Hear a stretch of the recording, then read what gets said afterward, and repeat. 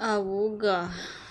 I'm back with the second part of this case.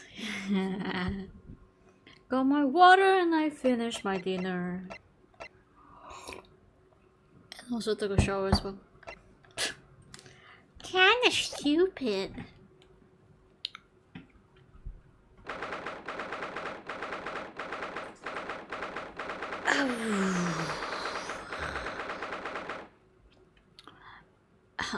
April 17th, 12:41 p.m. The Old Bailey Defendants Ain Chamber. As I move my mic a bit closer to me. Gina, how are you holding up?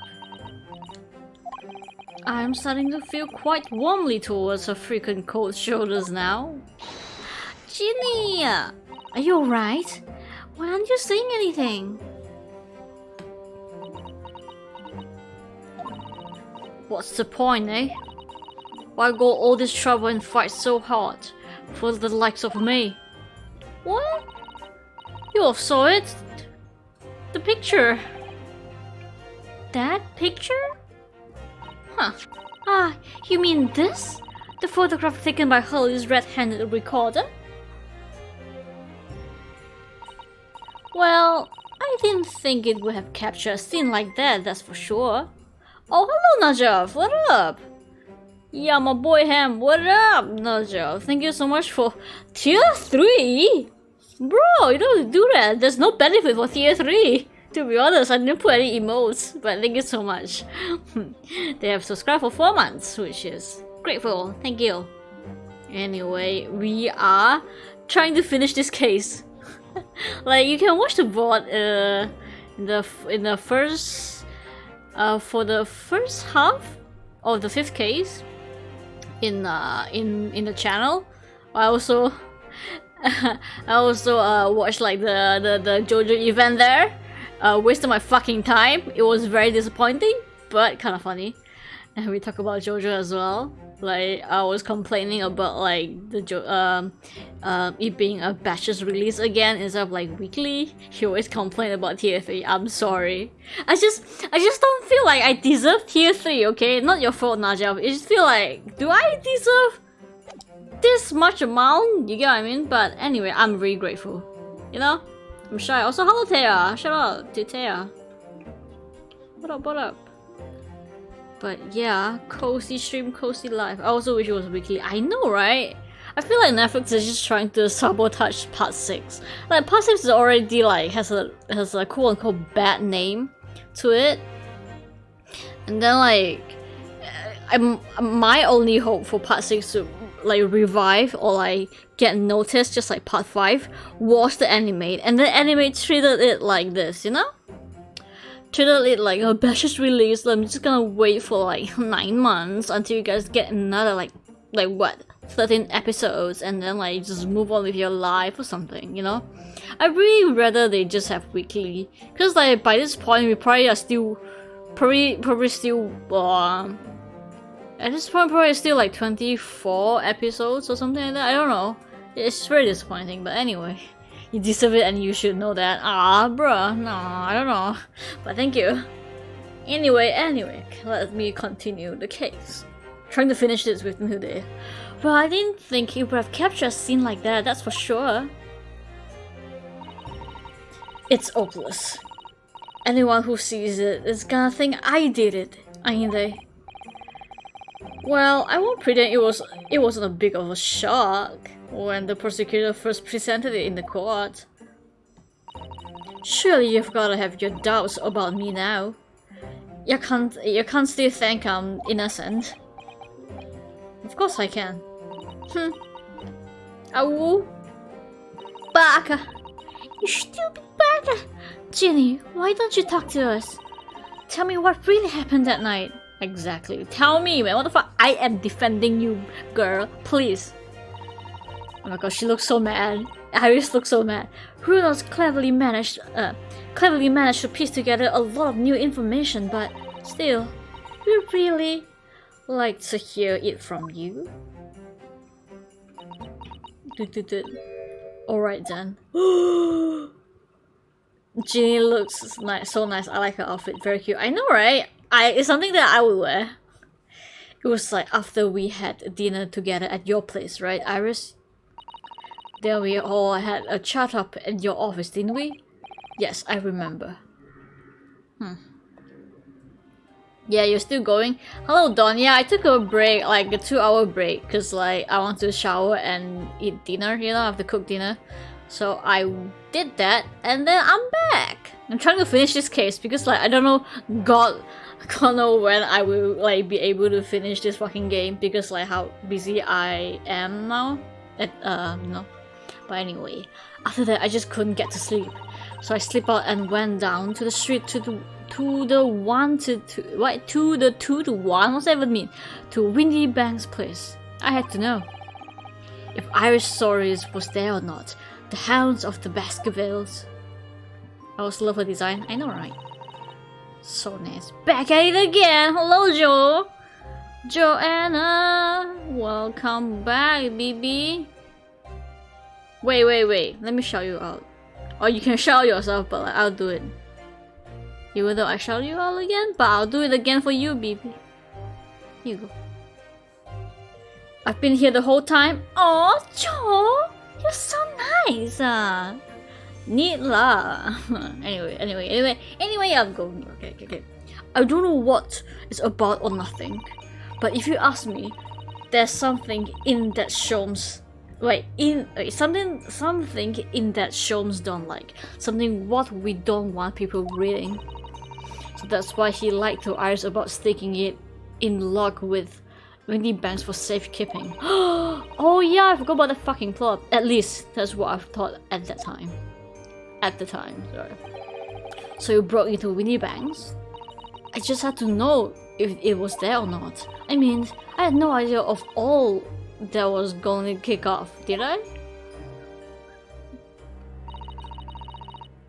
I don't like Skull. Skull is so spooky. I struck the lock and snuck inside. It was dark as you like in there. So I gave the oil. I don't know what kind of accent she has, and I suck at accent. So I gave the oil lamp on the counter a bit of wick, and that's when he appeared. What do you think you're doing? I nearly died. I did. The next thing I knew. Huh? I grabbed the gun off the counter and was waving it in the air like I don't know what. I'm still at the gym? Bruh, let's go, get the gains! You're the girl who was in here in this afternoon. I didn't think pickpockets went in for armed robbery. The mental script. Have you got it here? Did Sholmes leave a lot of paper with you? A story? I beg your pardon? The Hounds of the something or other. If it's here, I want to see it. I'm sorry, young lady, but I'd sooner die than relinquish an article belonging to one of my customers. I don't want it. What will I have to do with it anyway? I just want to see it if it's here, that's all. Oh, you want to see it? Don't you? I want to know if Sholmes really pawned it here or not. Please, just let me see it and I'll go. Oh, very well then. But for pity's sake, stop waving my gun around, would you? Okay. No, this poor guy just fucking died afterwards. So then the old cove unlocked the storeroom door and we both went inside. And it was there alright, the mental script. Sholmes weren't lying after all. You did all that just to check for me, Ginny. Oh well. Anyway, then God damn it. Then there was a bit of a kick up. Kick up? What the fuck does that even mean? Out in the main bit of the shop. What the hell English is so hard? The Socking brothers arriving on the scene, yes. Gonna get the games. Yeah, just decided to check Twitch to see who's live. Oh my god, Dawn! Like, if you are interested, like, before this, the previous stream, I watched like the JoJo events on stream. I decided to take a detour, and like it was kind of funny. So like, if you're interested in my reaction or something, you can watch that. I forgot when, but I think it's around like an hour's in. I forgot. Did you say there's 5 more Ks? Yes, there's 5 more Ks. This is the last case for the first game, and the second game has like 5 more Ks. And I heard like the second game is really good, so I can't wait to play it, I guess, if I have the time. What was that noise? Someone's breaking in! Oh, dear me, is there some bloggers convention here tonight that I don't know about? Why, you're so calm about it. I think I forgot to shut the door behind me, sorry. I bet. Oh my god, it was her. It was kind of partially her fault, isn't it? I better go and take care of it. Could I possibly have my gun back? Oh well, I've come with you and. No, don't be foolish, young girl. You must stay right here. Don't leave this room under any circumstances. And then he died. And with that, he took the gun out of my hands and walked back into the shop. Pew pew pew pew! And I hung back in the storeroom like he said, straining me ears in the dark and to hear what was going on. It sounded like they got into a bit of a scrap. I started to think I should help, see? So I just go about, what the fuck? Oh, what the hell? Snoop Ball! Hello again, thank you so much for the subscription, wait, subscription? Thank you for, I don't know how to thank people with this kind of shit. Thank you for subscribing for 15 months, yay! Thank you. It's been a year almost, Jesus. I didn't even know there was a JoJo event. There was, and it was a fucking complete waste of time. I am just saying. All the voice actors they're talking about like the event, talking about the show and stuff like that. So meaningless. There is no subtitle. I can kind of understand like 70% of what they were saying, but it was so fucking boring. I'm like, fuck, what the fuck am I doing? But it was kind of funny to look at like, the comments though. So I would just woke up to the horrible news that all JoJo hype is now dead. Yeah, I just cannot fathom why would they do that. Fucking Netflix, man, I hate them. Anyway, I was just about to go out and go out the storeroom myself, and when 2 gunshots. Pew pew. I heard a couple of shots go off. 2, I think, almost at the same time. And there he was, right at my feet, laying face down on the floor. I was right next to the storeroom door, so I slammed it shut and locked it as quick as you like. Cause you thought whoever had shot Mr. Windybank might come for you, yeah. So I went to grab the old cove's gun. Wait, then how the fuck do you faint? How the fuck? Then why are you fainted, you know? I figured I'd put up a fight at least. But when I got a better look at him, I knew. She's dead. Windybank was a goner. Oh no! I felt funny in me, head all of a sudden, kind of dizzy, and after all that, I don't remember nothing. What? What do you mean? It must be when you passed out, Gina. Why would you pass out? I mean, will people normally pass out when they saw like a collapse? If I haven't done Wolf done, the old cove might have been still been alive. Did you tell the police everything you just told us? Of course I did. But they didn't believe a word of it, didn't they? Did they? Sorry. All they always said was, if I keep telling lies, it'd make things even worse for me.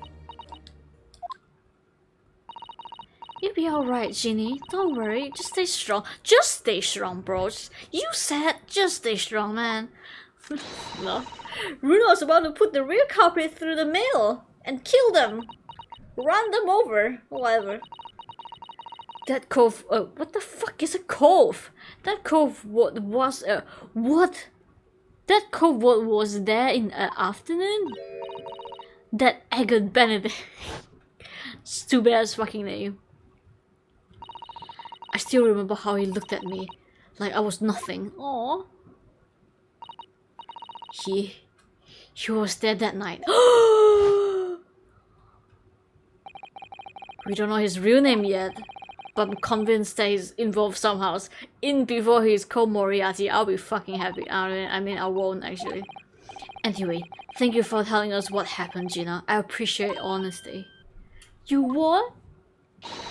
You can leave it to Runa's capable hands now, Ginny. Oh my god, you believe in me? Wow. Mr. Naruto. Naruto. How come you trust me? I don't get it. I mean, have you forgotten what happened here before? Come on, it's only 2 months ago. Me and Mr. McGill, we told you a whole pack of lies. And you got the what the fuck? And you got the Barroso off with them, even though he was a killer. I'm sorry, Gina, I cannot read your lines. I could never forget that. Oh. What I thought was best at the time, but the pain of the error of judgment doesn't get any easier to bear. Ooh. Still, I don't forget that I also made you a promise. I told you that I'd be on your side to the bitter end, no matter what. But what if I'm lying? How could you be You could be working to get another killer off the hook for all you know. I was one in your position, Gina. I was accused in the trial. Are we going to do this here? Are we really going to do this whole sad past? Okay. You were? Before I left Japan, I was accused of a murder. And strange as it might sound, the circumstances of this crime was pretty damning. I was sure that no one would believe it if it wasn't me who done it. Oh, Bruno. But there was one person who stood up for me, who believed in me, and was prepared to defend me. My boyfriend. My boyfriend, best friend. Gina the cutest, I agree. Runosuke, no one believes in you more than I do. Oh my god, what the fuck? Leave this to me. All you need to do is to put your faith in me, and I'll do the rest. I was so happy, I cried. Oh my god. Sorry. But even then, somewhere inside me, I couldn't help thinking, surely he doesn't really believe in me. Not completely. Oh. But, oh, the way he looked at me. Oh my god. I was wrong. So damn wrong, damn it. So wrong. As soon as my trial began, it was obvious that he had an absolute unwavering belief in me.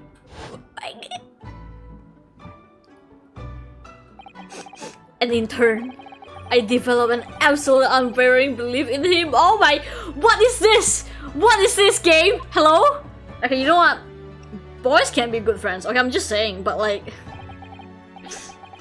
maybe just, I'm a degenerate, so, you know.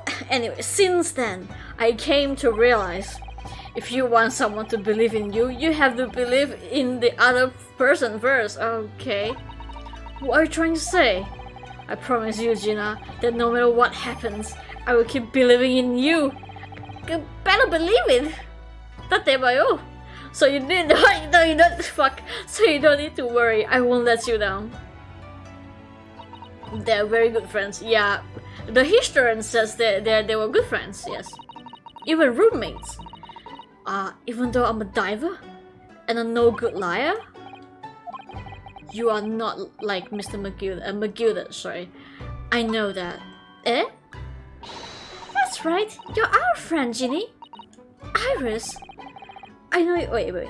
We know you better than you think. Really? We just met her like, I don't know, 2 months ago. And we come to the conclusion that you are someone we can trust. Yes! That's really all we need to know. Exactly! Arigato! Sorry. Mr. Naruto, I... Aw, sniffle. oh my god, is the bailiff like, I mean, are the bailiffs just like standing there watching this unfold and be like, oh my god, I kind of want to cry, but like I'm just gonna like be professional here. I'll defend Gina Lestrade and her legal representative. The court proceedings are about to resume. Please head to the courtroom immediately. Yes, of course, thank you. Oh, that was really touching, you guys. Anyway, I've been both a defendant and a defending lawyer in my time, so I knew only too well. Wow, this is like setting up to be the finale of this game. Huh? Just know, like, just how hard it was to put all your faith in another, and I also knew just how hard it was to bear the burden of another putting all their faith in you. Oh wow. Thank you for shouting out Taya, by the way, Joanna. Thanks. This is it at last. The final chapter, yeah? The final battle in the first game. Wish me luck, Sato-san. I hope you're watching over me too, partner. Oh my god! My boyfriend, please. Okay. Wow, back at it again to the courtroom. I hereby call this court to wait. Fuck! let me do this again. Okay, Judge. I hereby call this court to order as we resume the trial of Miss Gina Lestrade. Lord Van Zyck, have you successfully subscribed the witness? Subornated the witness. The suborner. What the fuck does that even mean? Subpoena? The subpoena was delivered to the communication station, where the man works immediately, my lord. However, the heavy rain has delayed the arrival of his carriage. It would seem... Oh wait! I think I heard about that news? This one, right? Oh no, this is no... Fuck. No, never mind. Wait, deja vu? Hello, Marcus. Hello,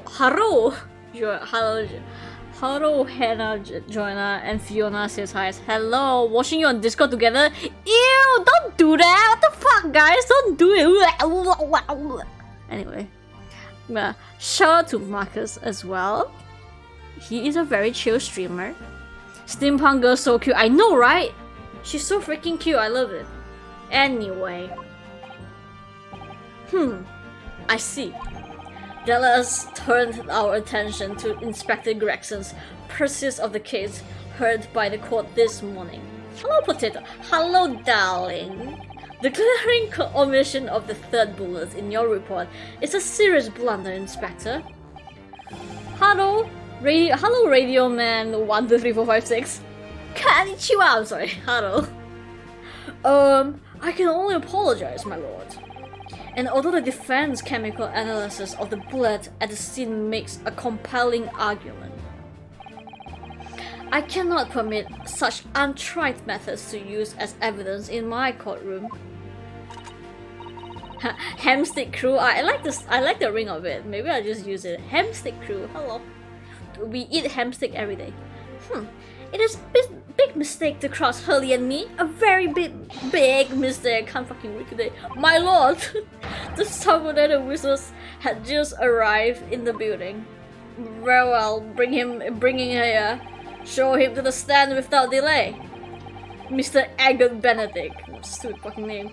I didn't expect to be crossing paths with him again so soon, and certainly not like this. Not like this.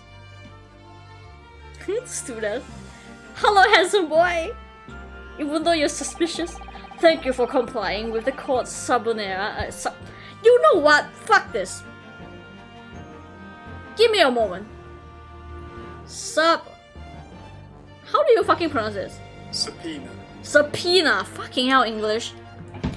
The court subpoena at such short notice, sir. But of course, my lord, and as an upstanding member of London society, it is my pleasure to oblige. Now, kindly state your name and occupation for the record. Hamstick makes it sound like that fried hamster thing. What? They eat in South America, or was it genuine? pig? Oh, wow, okay.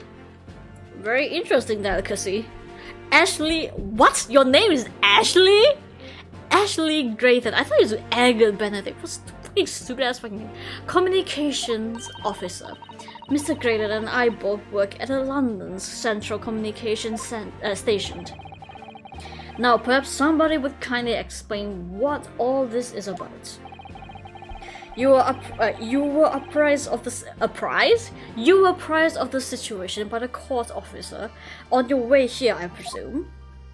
Yeah. Yes, I was. Something to do with the murder that took place at the pawnbrokers on Baker Street. And some nonsense about me having been there on the night in question. That is the accusation, indeed. A wise choice. This is really beyond a joke, you know. Very well, without further delay, the court will hear your testimony now, Mr. Grayton. Graydon or Grayton? Graydon? Graydon? You will respond to the accusation made against you under oath. Oh my god, this fucking guy. Gladly, my lord! Witness my JoJo pose gladly, hold for. My stand, Edgar Benedict! I've been using my stand name all along. Fuck you guys. The accusation. Naturally, I have occupation. What the fuck? I have occasion to make use of pawnbroking service from time to time. But are you seriously suggesting I colluded with these thugs to break into the place of the night of the murder? Yes. I have no intention of admitting to such an outrageous accusation, even if certain parties have present claim that my blood was found at the scene. Some Scaramouche? What the fuck? Scaramouche? Oh my god! Okay, anyway. Is this Genshin Impact? No. Some Scaramouche detectives' homebrew tincture can hardly be taken as serious evidence. How dare you say that to Sholmes? So, you deny the accusation completely, do you? Yes. I must say, I'm dismayed.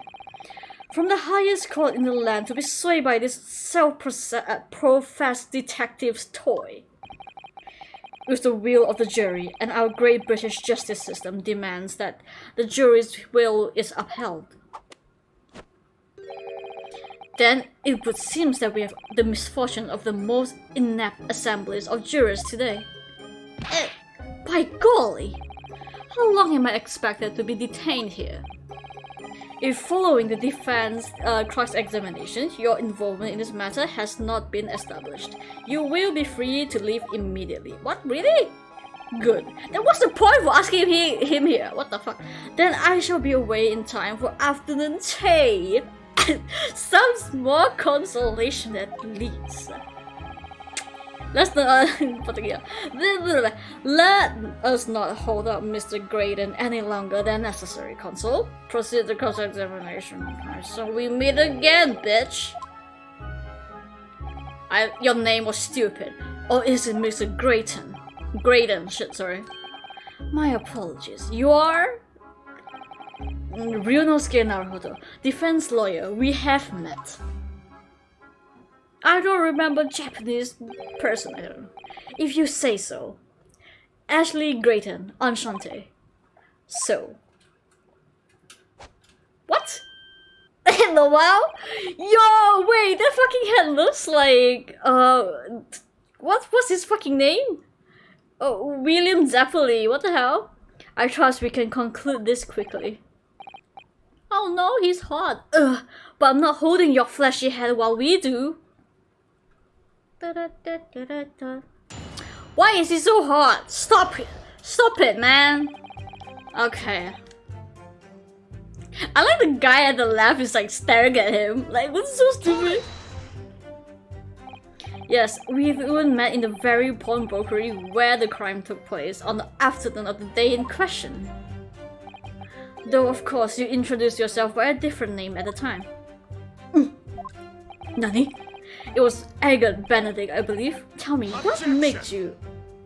What? The witness here is to testify about the event that took place that night. Why not? He's under no obligation to answer such Unrelated question. I was going to say irrelevant questions. Fucking hell. You can't be serious. Thank you, because I certainly do not feel inclined to answer such an inappropriate question. I can't read.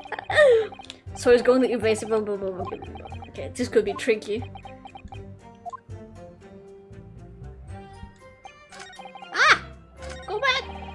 Are you seriously suggesting that I could do? Okay. Yes. Have you seen these two men before? No! This pair? No, I don't associate with criminals. Criminal? Said the man, said by a man who introduced himself as Agatha Benedict. I'd like to know who I have to thank for this. Who made this outlandish accusation against me? The young lawyer there in the black. This is a farce. I will fight you. Whose idea was it to permit an outsider to work in a British court anyway? Oh, I can't believe you're racist as well! I mean, I'm not surprised. Well, needless to say. Okay. Where were you at around 1 in the morning on the night in question, sir? What? That is past the hour which I would normally retire. Retire as in sleep. If you don't know about it, certainly. I was not in the company of these rapscallions. You are able to prove that? Objection! He didn't say anything! What you object me for? What the fuck, Vanzik? Listen carefully, my learned Nipponese friend, for you appear to be under a gross misapprehensions on this point. What do you mean? The witness maintains he was not at the scene of the crime. He has no obligation to prove it absent. What? But isn't that the point? Like, if he has evidence that he's not there, then be like, okay, case closed. I'm so sorry to, like, you know, to accuse you. If your accusation is that the witness has presence at the scene, the obligation lies within you to prove your assertion. Yeah. You will fulfill that obligation before putting any more unreasonable questions to the witness. What the fuck? The silent victory wiggle? Thanks. What the fuck? Oh my god, so stupid. Wait. Do you have a sister? Are you the first case, are you the brother of the first case, culprit? I don't know.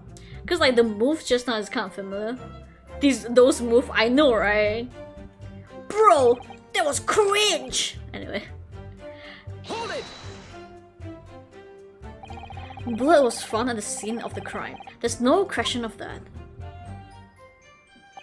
Mr. Sholmes' chemical analysis has positively identified the substance as such. But I'm not the only human to have blood running through my veins, am I? How can you be sure that the blood is mine? Because same color, bro. It could equally be the blood of one of these two miscreants. Every individual's blood has a slightly different composition, it seems. Mr. Sholmes' chemicals is able to differentiate Spare me the science lesson. Do you think I'm smart enough to understand? Who is this Sholmes character anyway? My boyfriend. Well, I assumed all Londoners would know the name. He's a great, a renowned detective. So even you aren't able to bring yourself to say great detective. I'm sorry. A great detective, you say? Now we're in the realm of fairy tales, are we? Oh, what the fuck? Why are you blushing? Excuse me. Yo. Do you have something to say about that, Mr. Sulkin? Huh? What? Me? No, you, the other one. Right, I've had it up to here with this. How many times I've gotta tell you? No, not you, idiot. The other one. Mr. Nash Sulkin. Huh? Me? Call blimey, governor, you what? Is it not the case when Mr. Gaydon? Fuck! Mr. Graydon just spoke. Not Gaydon. A thought went through your mind? Would you care to share that thought with the court? Well, me thoughts? I don't have none of them. I have none of them, shit. It must have been him. Oh, you what?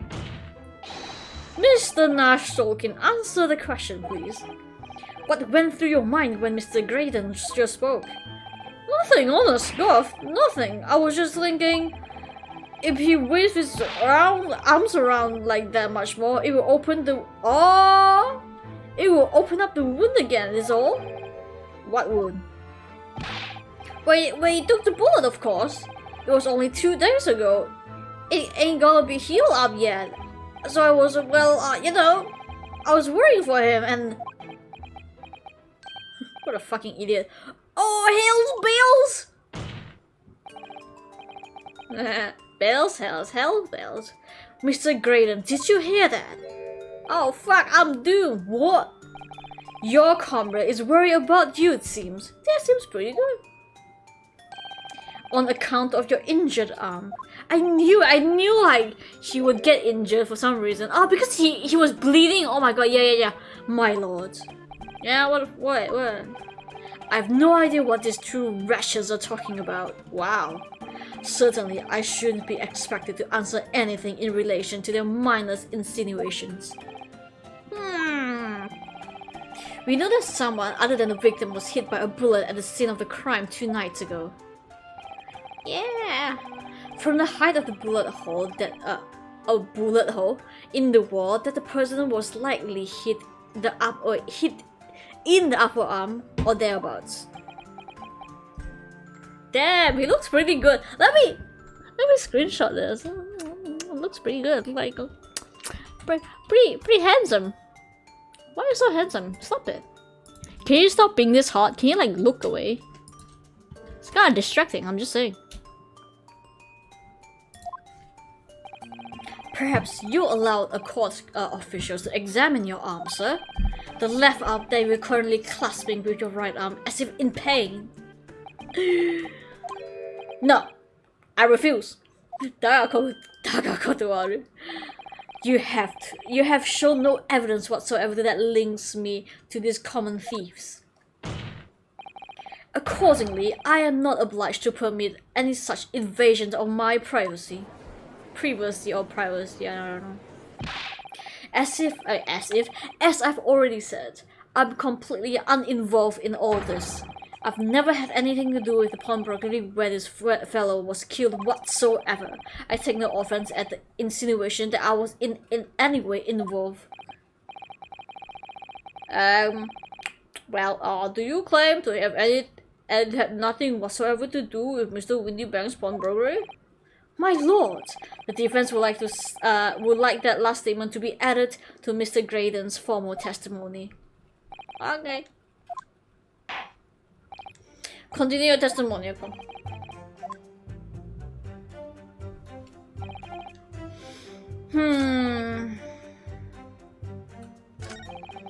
The bottom line is I've never had anything to do with the pawnbrokering establishment where the man was killed. Are you sure about that? Wait, did we have a picture of him, like, you know?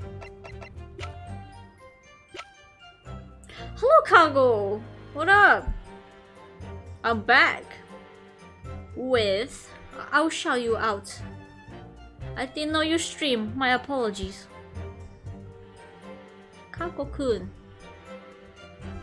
Anyway, let me try and find fucking evidence to get his ass. Where the fuck is he? Yeah, I'm back.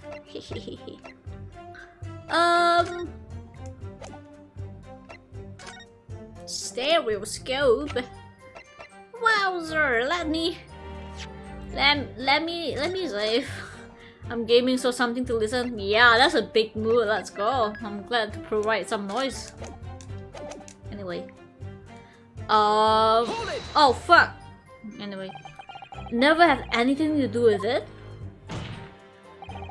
You forget that I was here. I was there, shit, Mr. Graydon, on the very afternoon of the incident. Obviously, I'm not a complete stranger to the pawnbrokers. I'm currently on the lookout for an armchair to furnish my study. No, you were there to redeem an article. I've no idea what you're talking about. Excuse me. Ara. Bitch, do you have something to add, Inspector? What? Come again, sunshine? You were there too, in fact, weren't you, Inspector, that afternoon, did he? I don't fucking remember. Well, yes, I do remember meeting yourself in the pawnbrokers that afternoon. You, your young Japanese assistant, and the accused were all present, as I recall. At that time, this witness, Mr. Graydon, was trying to acquire a particular article. Well, no. Are you trying to, like, lie for him? I'm afraid I don't remember too clearly. Oh? What? But you must! I'm not going to lie and pretend I remember something that I don't. Are you for real? What's going on here? Bribery. Grexis showed us a picture before, didn't he? You know, from the cameras that Hurley installed in the Windy Banks. Yes, of course. Indeed, that the gentleman picture bears a striking resemblance to the witness, I must say. Look at this photograph. Exactly, which proved that Mr. Graydon was in the shop on the afternoon in question. Is 11 even an afternoon? At no point have I denied that fact. I merely entered the shop to peruse the articles on sale and have a word with the broker. Nothing more. Nom nom nom. This makes no sense. I know, right? I understand why Mr. Graydon might try to cover his tracks. But why would Gregson trying to avoid giving testimony about what happened? Bribery, that's for sure. That's all he's going to say on the matter, isn't it? What do you think, Runao? I mean, he has no intention of telling us anything. But he is aware that the less he says, the less chance he has of giving himself away. The complete opposite of Hurley then. He seems to think that the more he says, the better. Well, at least I managed to praise a little more information from these witnesses' lips. All thanks to the Sokin brothers. Yes, they were the key to it after all. So he says he had nothing to do with the Windy Banks. Oh, I mean the Windy Banks, sorry. Well, we know that's not true. Perhaps we should give a good time. Perhaps now would be a good time to have a proper look through the court records. Okay, good idea. Do you have anything discovery information that will be available? Yep. I'm pretty sure it's the last. Wait, I've not pressed this one, I think. Don't forget, sir, that Herlock Sholmes is the most famous detective in the world. Is it? And the most famous detective in the world tells the truth. And the whole truth but nothing but the truth, well... Oh no, I can't think to answer that. I don't know how to answer that shit. I once saw the world's most famous swindler thrown into jail. Jail? He allegedly told the truth, the whole truth and nothing but what turned out to be a pack of lies. Okay. Ugh.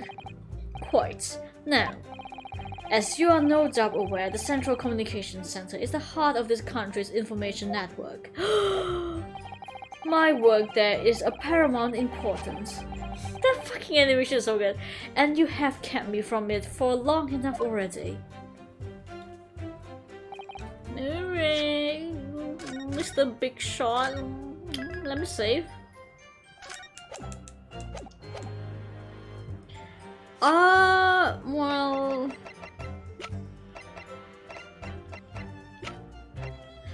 This? Objection. Thank God. Look at this fucking disc. Have you ever seen this disc before, Mr. Graydon? Why? Is it supposed to mean something? This disc was until the day of this murder pawned in Mr. Windybank's shop. It was written by the defendant, Mr. Gina Lestrade, that afternoon, however, somebody mysteriously appeared to try and take it from her. Hey, was it you, bro? And that somebody was you, of course. Wasn't it, Mr. Graydon? No. As I have reiterated numerous times now, you are mistaken. That was not me. I've never seen that disc before in my life. It may have escaped your notice, but there was a small smear of blood on the disc. Ah, yes, the resulting of the abrasion of the thumb, perhaps, blah blah blah. It was I, Dio, who took it. Yeah, that's right. I like some disc. I like myself some disc, you know? You see? That's right. The surface of the disc is covered in hundreds of tiny metal bumps. In the skirmish to acquire the disc, the thumb of the person who tried to take it suffered from minor laceration. What? Laceration, sorry. So, while the disc bears the remnants of the skirmish in the form of this smear of blood, the thumb of the person in question must bear the remnants also in the form of a scratch. Give me your fucking thumb, let me look at it! Good gracious, indeed it must! Mr. Graydon, you refused to allow a court officer to examine your arm before. Are you now going to refuse to allow us to examine your thumb? Your thumb, sorry. Your tummy thumb, okay? Because I have no doubt that it bears a small scratch that consists with a smear of blood on this disc. Ugh! Well. It would seem that I underestimated you. What's the meaning of this? So you admit it now? You admit you have a scratch on the thumb when you from when you attempt to take the disc from the defendant?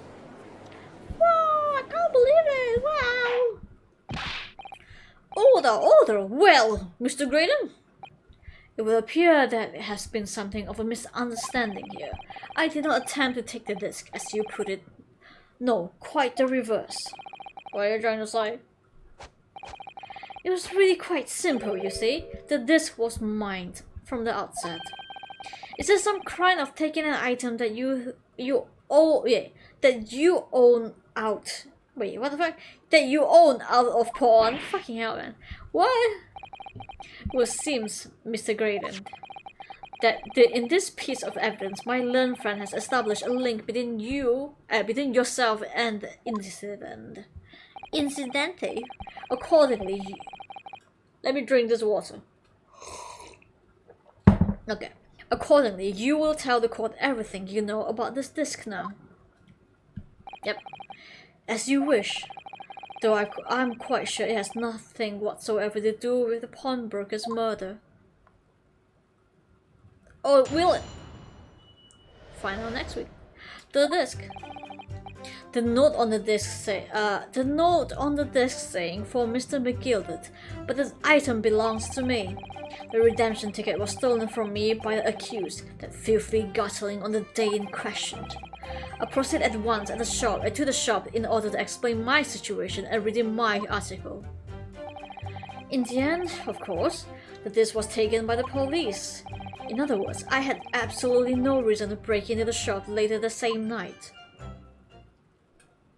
Okay. Did I hear you correctly, sir? Mr. McGilded, you say? The famous London philanthropist? Who died in the fucking omnibus? Who perished in this very courtroom 2 months ago after being acquitted of a distinctly messy murder? Yes, my lord. The one and the same. Good lord! Mr. Graydon, are you saying that Mr. McGilded and yourself were acquainted? Well, yeah. Yes, that is correct. Wow! The plot thickens. Judge is Santa Claus. Oh my god, that's funny, cause like Iris said the same thing about him as well. Like Iris, like the pink hair girl, called the judge what's it called? Mr. Christmas or something just now. It was kind of funny. Order. Well, I certainly didn't expect to hear this name uttered here in my courtroom again. According to what Gina told us, the disc was placed in the pond on that fateful night 2 months ago. Mr. McGuire gave instructions to deposit it at the Windy Banks. Santa's full-time is the judge, of course. Yeah, I mean, Santas do judge kids, right? Naughty kids get like coal or some shit like that, and the good kids get presents. It is funny that Mr. Graydon here is claiming that this belongs to him then, is it? Or in all likelihood, he is lying. So he appeared that afternoon at Windy Banks in order to get his hands on Mr. McGuire's disc for some reason.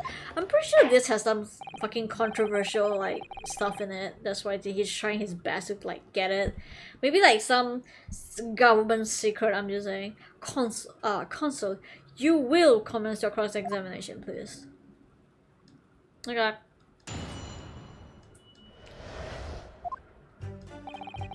Okay.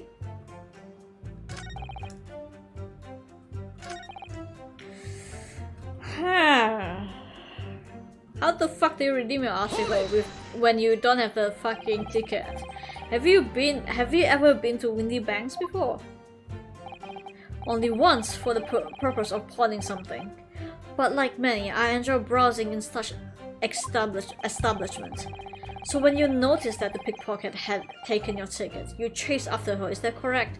Okay, it makes sense now. I can't remember. Okay, I remember. Yes, that's right. I didn't notice at first, of course. Such is the art of the pick purse. But when I did, I headed to the pawnbrokery at once, in order to reclaim my coat before the thief could. I was merely trying to recover what was rightfully mine in the first place. Oh my god, what a fucking lying asshole. He can say what he likes because he knows we have no evidence to contradict him on this. God damn it.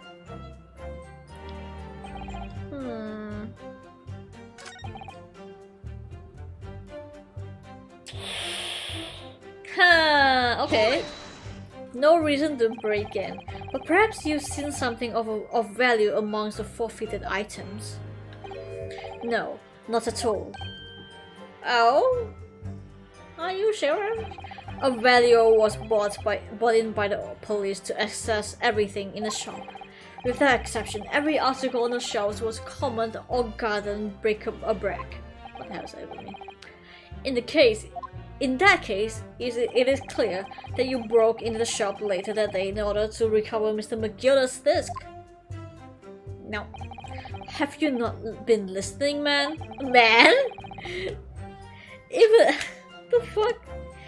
Even if I had wanted to recover that disc, you may recall that it's been seized by the police that afternoon. There was no more in the shop that night than as I keep saying, I simply had no reason to break in. Nah, I'm pretty sure this thing is what he wants, you get what I mean? The manuscript. I wonder if this is really true. Oh shit, I didn't read the previous one. So there was nothing of McGilded? Shit, McGilded. What the fuck? They just called McGilded the whole time? McGilded's laugh in the shop that night. Nothing this man might have been after, whatever. Bruno, if you have some evidence, then let him have it. I'm dying to see that irritating, assured expression of his crumble. Okay. McGilded slipped the disc into his coat and then had it deposited in a Windy Bank. And when he realized he was going to arrest on the suspicions of the omnibus murder, he threatened Gina and forced her to take the redemption ticket. There's no doubt about it. That witness is lying through his pearly white teeth. So white. The police were obviously after anything left behind by McGuire as well. That's why Inspector Gregson ended up taking this into custody that day. But Gregson is being very strange about all this. Must be a reason for that, I'm sure. I just know what it is. For now, I need to focus on expositing Exposing? Exposing. Oh my god, my brain. I need to focus on exposing the fact that Mr. Graydon is lying in his testimony. Why you lied, bitch? Am I not good enough? Okay, my guess is that it's the manuscript, but who knows?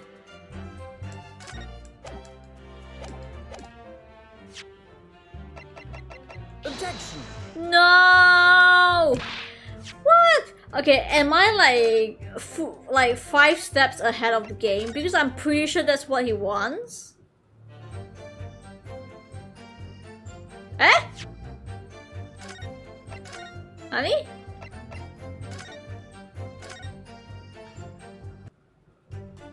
Oh, phew. Okay, never mind. I loaded the wrong game. I'm in the wrong save file. No reason to break in. Are you sure about that?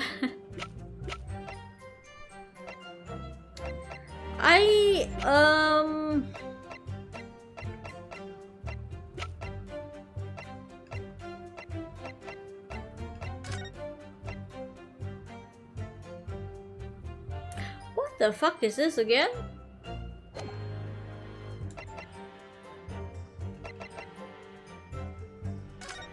On Mason? What? One gentleman's overcoat. Okay. Ha. Never mind. Let me just press other then. Other stuff. There's a note saying for Mr. McGilder, but the item belongs to me.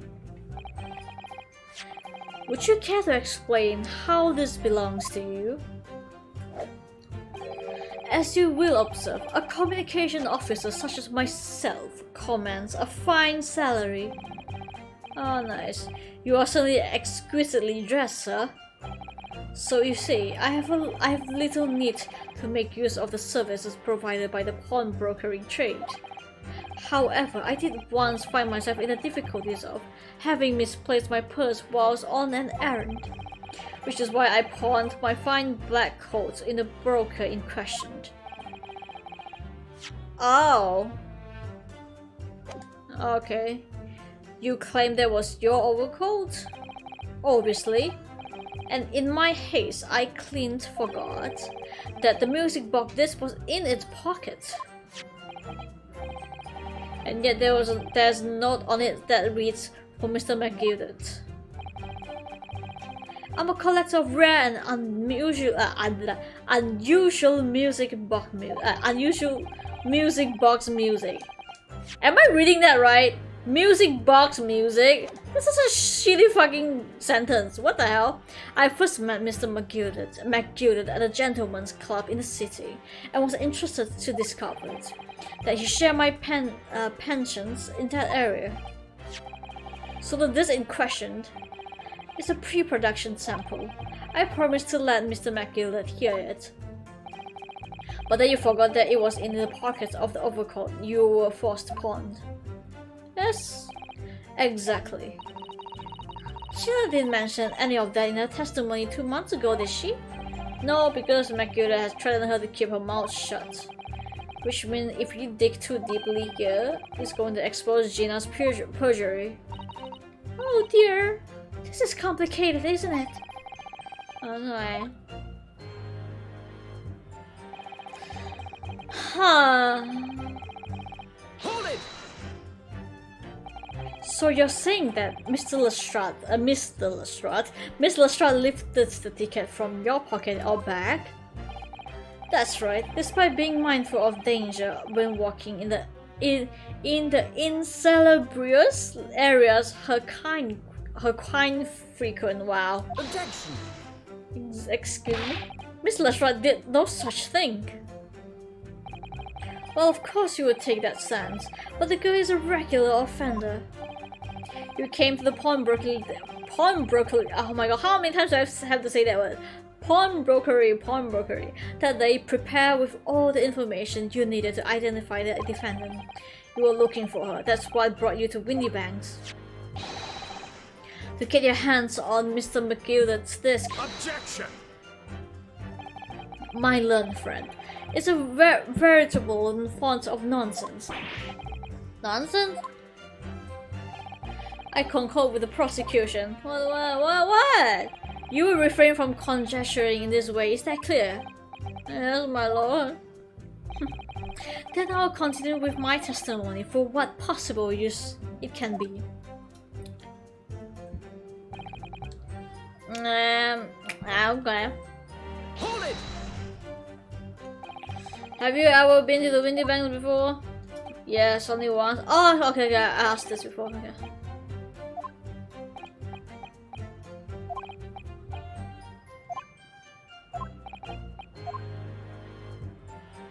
Wait. Choto mate.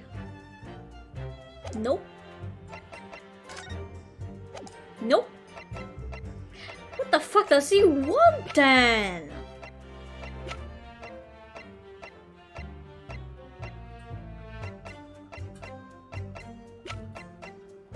Damn it. In the end, of course, again. Hold it! I didn't press this one. Oh my god, my ass hurt. Because I sit in the position for too long. Anyway, too much information. Yes, it was taken by Inspector Gregson here, was it? Wasn't it? That's right. This was the very man. Apparently, the police are collecting anything that has connection. right? Oh, okay, never mind. Ooh. The police are collecting anything that has a connection to Mr. McGillis as evidence. Excuse me. My god, roundabout way. It's something wrong, Inspector. What do you mean? The last remark Mr. Graydon made his testimony seemed to trouble you in some way. No, it didn't. It's nothing. Leave it alone. Leave me alone, please. Let me ask you this, Inspector. Do you scratch your ass? No. Why is Scotland Yard gathering Mr. McGillis' possession? Shut up. I can't tell you something like that, Sunshine. What do you call me Sunshine for? I'm kinda shy now. What is it, Inspector? Investigating secrets. Yes, exactly. You should know all about that. Magnus McGillis, who died so unexpectedly after his trial 2 months ago. A man renowned throughout the capital of his great contribution to public life, yet he had a dark side too. Darkness. He was Batman all along! Why are you going with this, Vanzix? I suppose the police are dealing with the aftermath of his nefarious activities, are they? That's enough! Coppers like me have duties to carry out that we are not at liberty to talk about. That's all you need to know. Duties conferred by Lord Strongheart, I presume. The Lord Chief Justice appears to have a great faith in you, Inspector. Oh shit, I don't know. Why you shove the chips in your pocket? Ew! The bottom line is, if you wanna get more out of me, you gonna need Lord Strongheart's paw prints first. Paw prints? Is he a furry? What's all this about? I have no idea. It's like there's something going on between Gregson and Lord Vanzix here. Die fucking. Well, it would appear that the inspector has revealed all he is at liberty to reveal. Mr. Graydon, let us return to your testimony. Gladly, my lord. That doesn't change anything.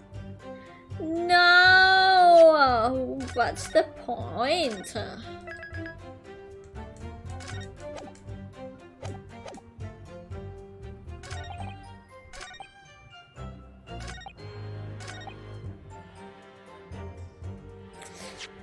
Dang it!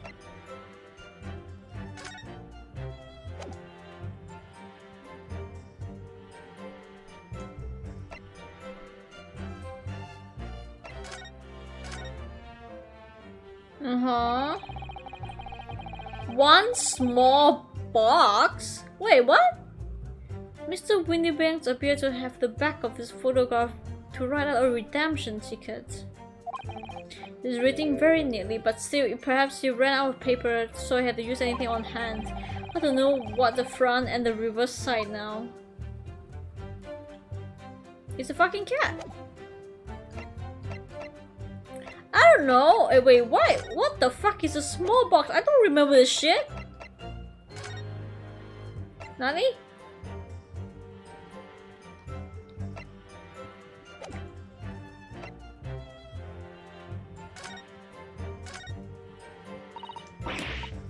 Excuse me.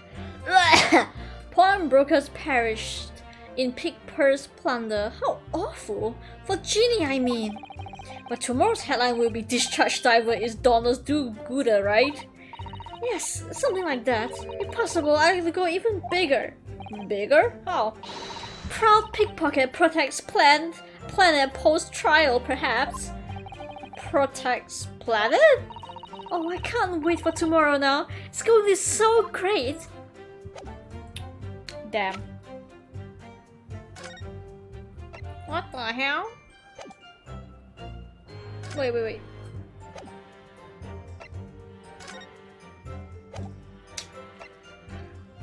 Huh.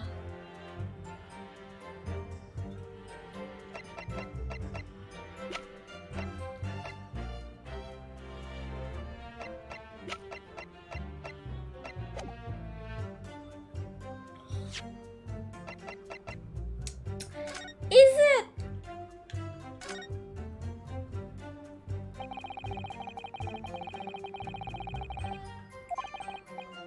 Huh.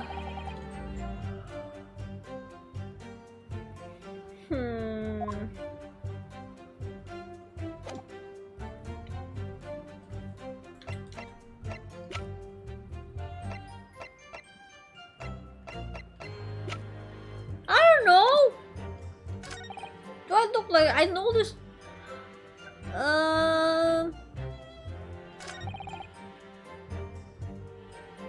Wait. There was blood. I forgot about this. What the fuck? Was blood stain like we suspected? That's right. Yep. And then Ginny would never wear gloves. She's a pickpocket. She relies on being able to feel with her fingertips. Wait, who had the blood stain again? What? Why do you have it? That's so weird.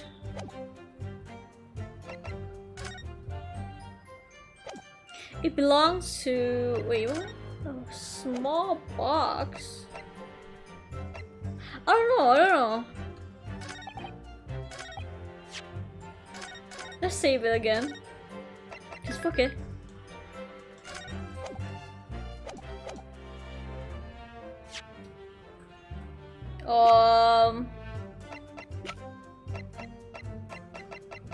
Please be right.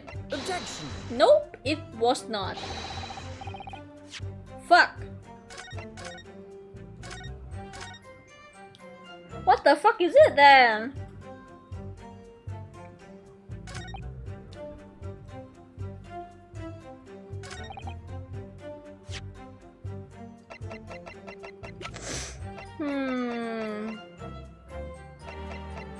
Redeem my article, but then your tickets are stolen, right? Objection. How is this not right? Fuck. You know what? I'm just going. Oh, what are you saying? You're wrong, bro. Oh shit.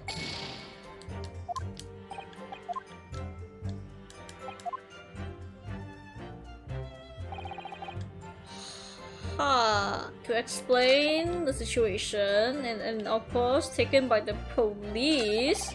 In other words, I've had absolutely no reason to break into the shop later that night. But you have. I'm pretty sure you have, right? What? The fucking... this one? Objection. Nope. Oh my god, no!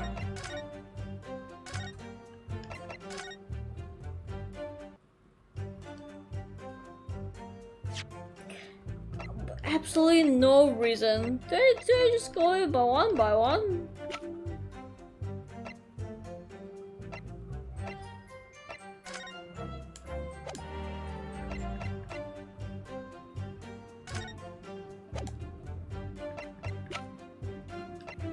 Wow, the fucking disc? Objection. No, right? Yeah. Fucking hell. I'm a bit lost.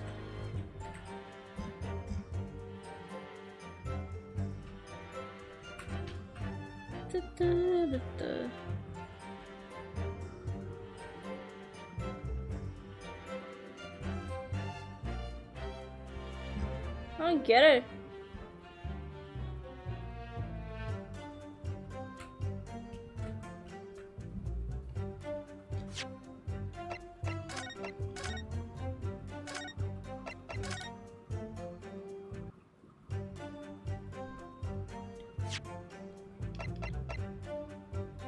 This shit?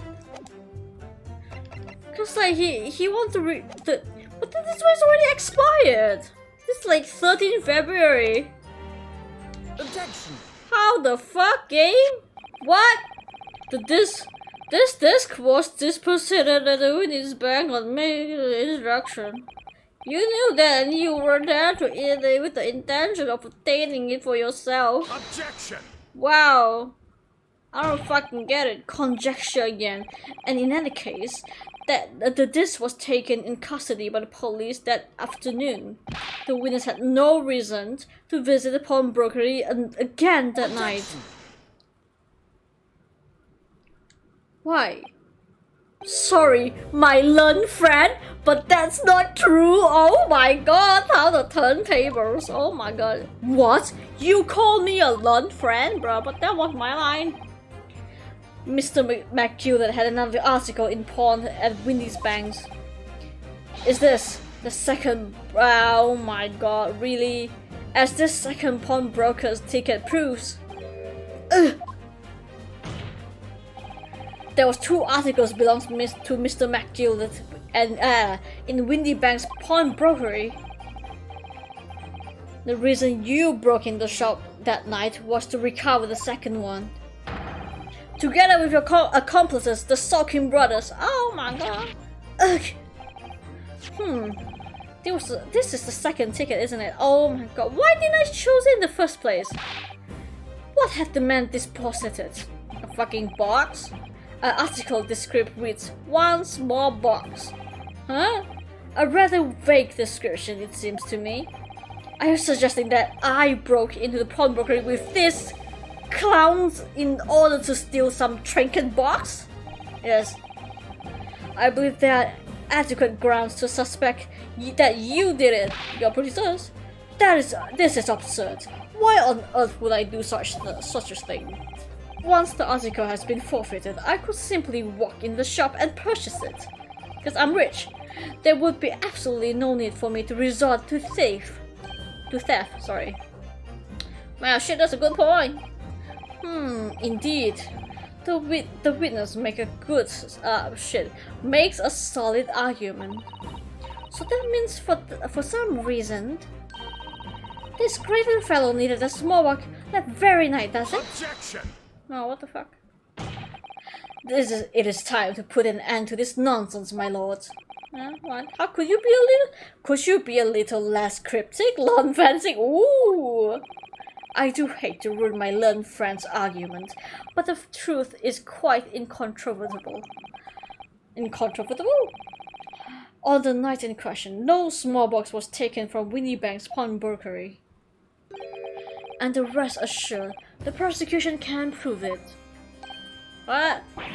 Good gracious. Inspector, show the photographic prints to the court, if you please. Okay then. Yes, sir. What prints? These prints were taken from the detective security cameras. Ah, that shit again. As previously explained using this plan of the shop layout. The victim's establishments were furnished with automatic cameras in 2 locations. One was set to capture the counters where Mr. Windybank received his customers. The other was set to capture the shelves on which articles were placed for sale once forfeited. Yes. According to the information on this ticket, McGill's small box had been forfeited already. 2 days before the incident, at 9 p.m. on 13 April to be precise. Yeah, that's what I'm saying. Like, it's already past time, so like I just didn't really consider that it to be a fucking evidence. You get what I mean? To something to like refute his statement. Oh well, which means it would have been on shelves for the forfeit items in the shop front. Now, that's what I have here is a print taken one by cameras about 2 hours before the incident. It is 11 p.m. on the 15th April. April 15, isn't it? Oh, I can clearly see which one is the small box, lol. The victims suddenly have a very full shop, it would appear. And there we have another print. Ha! What's the difference? I'm sorry. This one was taken about 2 hours after the incident. I see. So we have 2 pictures to compare. Is there like any differences? There's no difference. Though I must say that placing them side by side leaves me cold. Dear me, that startling made me headache. Obviously, at Scotland Yard, we consider theft as one possible motive in this crime. In this case, shit, we explore the possibility that something had been taken in addition to the victim's life. Your man has already compared these prints thoroughly, Inspector? Yes, sir. We counted every single item in each of these 2 photographic prints. Fuck. And the yacht conclusion is that exactly the same number are present in both. Ha. In other words, nothing was taken from pawnbrokery on the night in question. My learned friend's assertion is nothing more than a hopeful fantasy. Ah, no. No, guys. Just use this, man. The stereoscope, and like if you put the picture together, maybe like one place kind of moves slightly. You get what I mean and shit. I don't believe it. If I could have just shown that he stolen Mr. McGilda's pawn box, I might have been able to break him down at least. Oh my god. You know what, Runo? Fuck this guy. Let's kill him. I've been thinking. I wonder if these 2 photographs are really the exact, really are exactly the same. Shit. Yeah, they're not the same. I'm just saying. What? So, Consul, in the light of the evidence put forward by the prosecution, what is your position?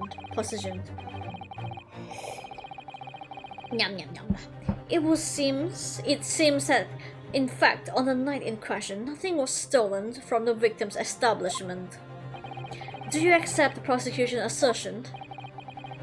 I don't know.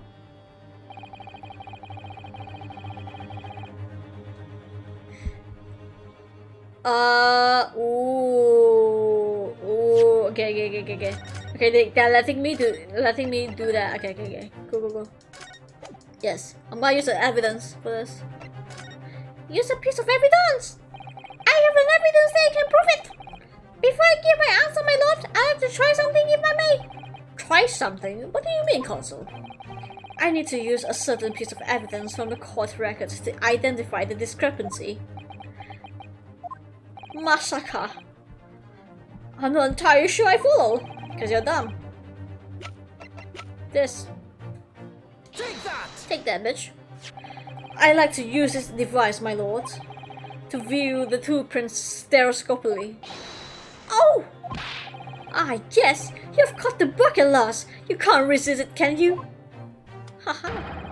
You've got the crossed-eye compulsion! Juror number 3, what a surprise! Come on, Bruno! Let's put the 2 pictures in place and see what this wonderful contraption shows us. Here we go. Now look through the eyepiece. Huh? I wasn't sure at first, but...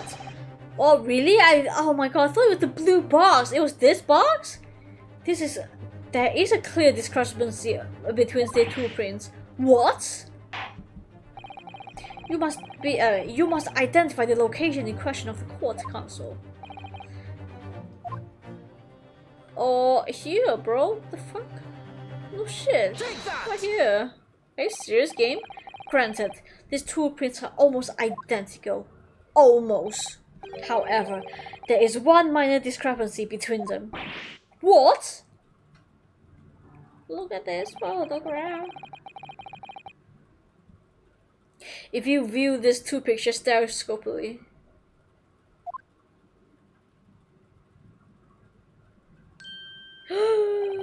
a single error stands out as being different. The location of this small box.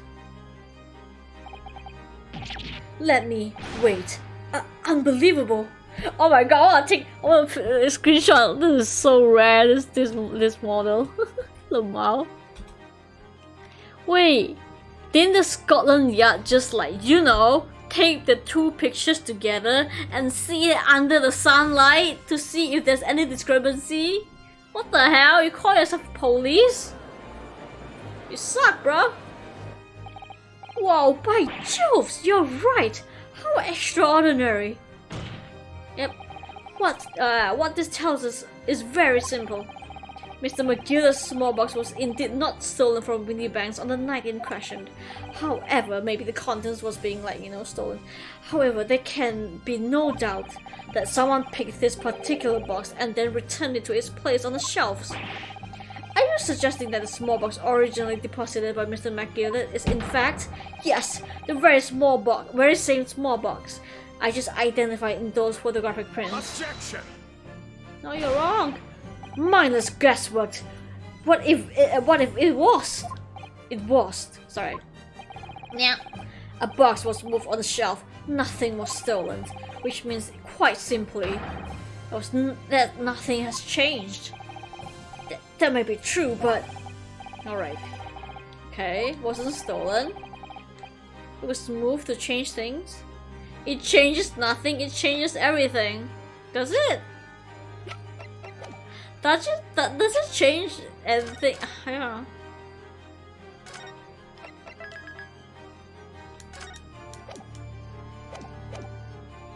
It changes everything!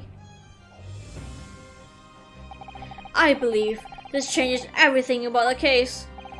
How can that possibly be? The crucial point is that the fact that what was moved was a small box. In other words, we have to consider what might have been inside the box. I know, right? Same. What are you suggesting? Ooh. I'm suggesting that we need to examine that box as soon as possible, ASAP. ASAP. A vital piece of evidence is sitting on the shelf that at Windy Banks as we speak. Objection! That won't be necessary. Some little box belonging to a man who died 2 months ago can't possibly be relevant to this trial. Are you on drugs, bro? Like you need to be thorough about this. The court does not uphold your objection, Lord Venzig. Bailiff, arrange for the officer to go to Baker Street at once. Obtain the small box in question and bring it back here for further examination. There we go, bitches. Oh my god. What is this? Ooh, the intense stare down. Ooh, okay. Oh, you too?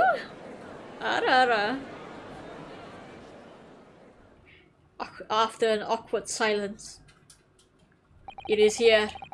We should have a report within half an hour. I think perhaps we should recess for a short while until the evidence is brought forth. To be hoodwinked by such a force. Disappointing. I beg your pardon, Lord Venzix. This is nothing but a smokescreen. A Nipponese specialty, it would seem. Wow, really? Do you think I'm a ninja now? What are you trying to say? My learned friend has persisted with the same line of reasoning from the very beginning. This witness' intent was to steal an article belonging to Mr. McGillen from the pawnbroker. Yet common sense tells us that none of the articles have value enough to be worth stealing in the first place. Exactly! It would be beyond absurd to break into the place for the purpose of stealing such commonplace property.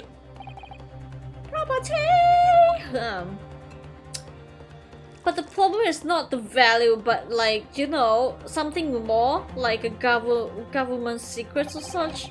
If your lordship recalls, Mr. McGilder perished 2 months ago, immediately after the conclusion of his trial. A trial in which he was found not guilty. A trial in which it was established he was the upstanding member of society his reputation implied, in fact. So I propose a toast to my learned friend and his most insightful defense. The articles this upstanding member of society pawned was entirely ordinary. A black coat overcoat that just happened to have a music box disc in one of its pockets, a small box. Now, I assure you, I wouldn't accept if the man tried to make a gift of such things to me. Whatever you say. You know, that makes sense, right? Make a lot of sense. Wow, not saving the gold euros, isn't it? Though goodness knows Mr. McGilder was rich enough. Do you think he got blah blah blah? The prosecution's argument is undeniably compelling. Is it? Is it? It is succumbent. It is incumbent on defense now to bolster its argument. You're not even drinking it. To explain what possible significance this commonplace articles pawned by this fine citizen could have. Ooh. Well, Consul, is your argument in fact demonstrable? Are you able to show the proof that the disc and the box are in a tangible way related to this case? Well, I mean, the writer will tell me later, but what's the matter, Runo? We know that they are related, don't we? They are both vital pieces of evidence. Yes, of course. You and I both know that. We know Mr. McGilder's true character, and we know that the disc is significant, even if we don't know why. But we will explain all that to the court at this point. We have to acknowledge that Mr. McGilder's acquittal 2 months ago was a mistake. That the defense argument was flawed based on the false information. Oh no! That would mean, admittedly, that Gina committed perjury. Oh no. But Ginny... Could it be that Benedict knows? Is this why he's doing now? Because he's anticipated everything? But maybe... This could be a great opportunity for us. Sorry? What do you mean, Iris? Well, what is it that you always say, Runo? Sooner or later, the truth comes out. Every time. Nah, not everything, you know, comes out in reality, but alright, the exact significance of the things that McGilder deposited with Mr. Windybank is something that only Gina can explain to courts. Oh, do I have to bring her? But if I put her on stand to testify about that, it would critically damage our chances of winning this case.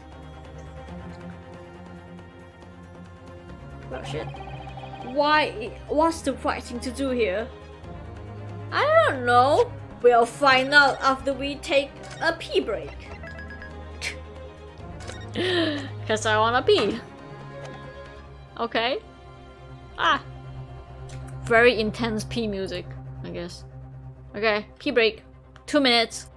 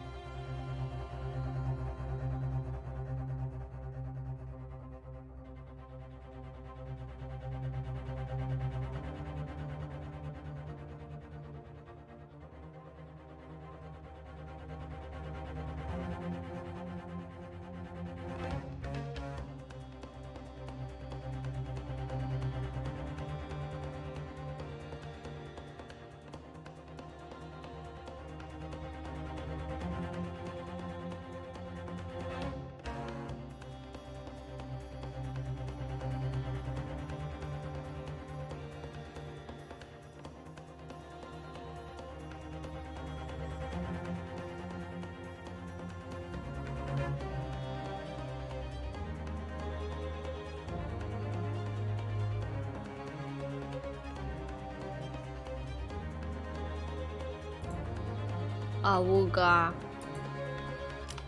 Hello, everyone. I'm back. Wait. Oh, I thought I can't speak for some reason. Okay. Alright. Is this the right thing to do here? Yes. Fuck you. My lord, the defense would like to make a proposal. Oh, what proposal, Consul? Consul? While the court awaits the arrival of Mr. McGillicud's small box, I would like to call the defendant, Miss Gina Lestrade, to the witness stand. The defendant? Are you for real? To what end? It is to do with the various articles deposited at Windy Banks by Mr. McGillicud, my lord. On a burp. Wait. Excuse me. Oh, a double burp? Excuse me. Well, that was a weak one. Ew. Anyway, Miss Lestrade has information relating to them. What is it? Believe it would be beneficial for the court to hear what she has to say. It will prove the significance of the articles in question once and for all. Well, things are becoming interesting. I presume you've considered the implication of the testimony you're proposing? In particular, the impact. Sorry, I was going to say Genshin Impact, I was so lame. The impact it will have on the accused standing and and indeed your own. Yep. Lord Vancic, would you care to explain that last remark? Don't worry about it. The prosecution accepts the defense proposal, or you're just gonna ignore the judge? I move to interrupt the cross-examination of the current witness to hear from the accused herself. Well, whatever you say. Okay. So, the court will now hear the testimony of the defendant, Gina Lestrade. You witnesses currently in the stand may step down until further notice. Alright. Okay.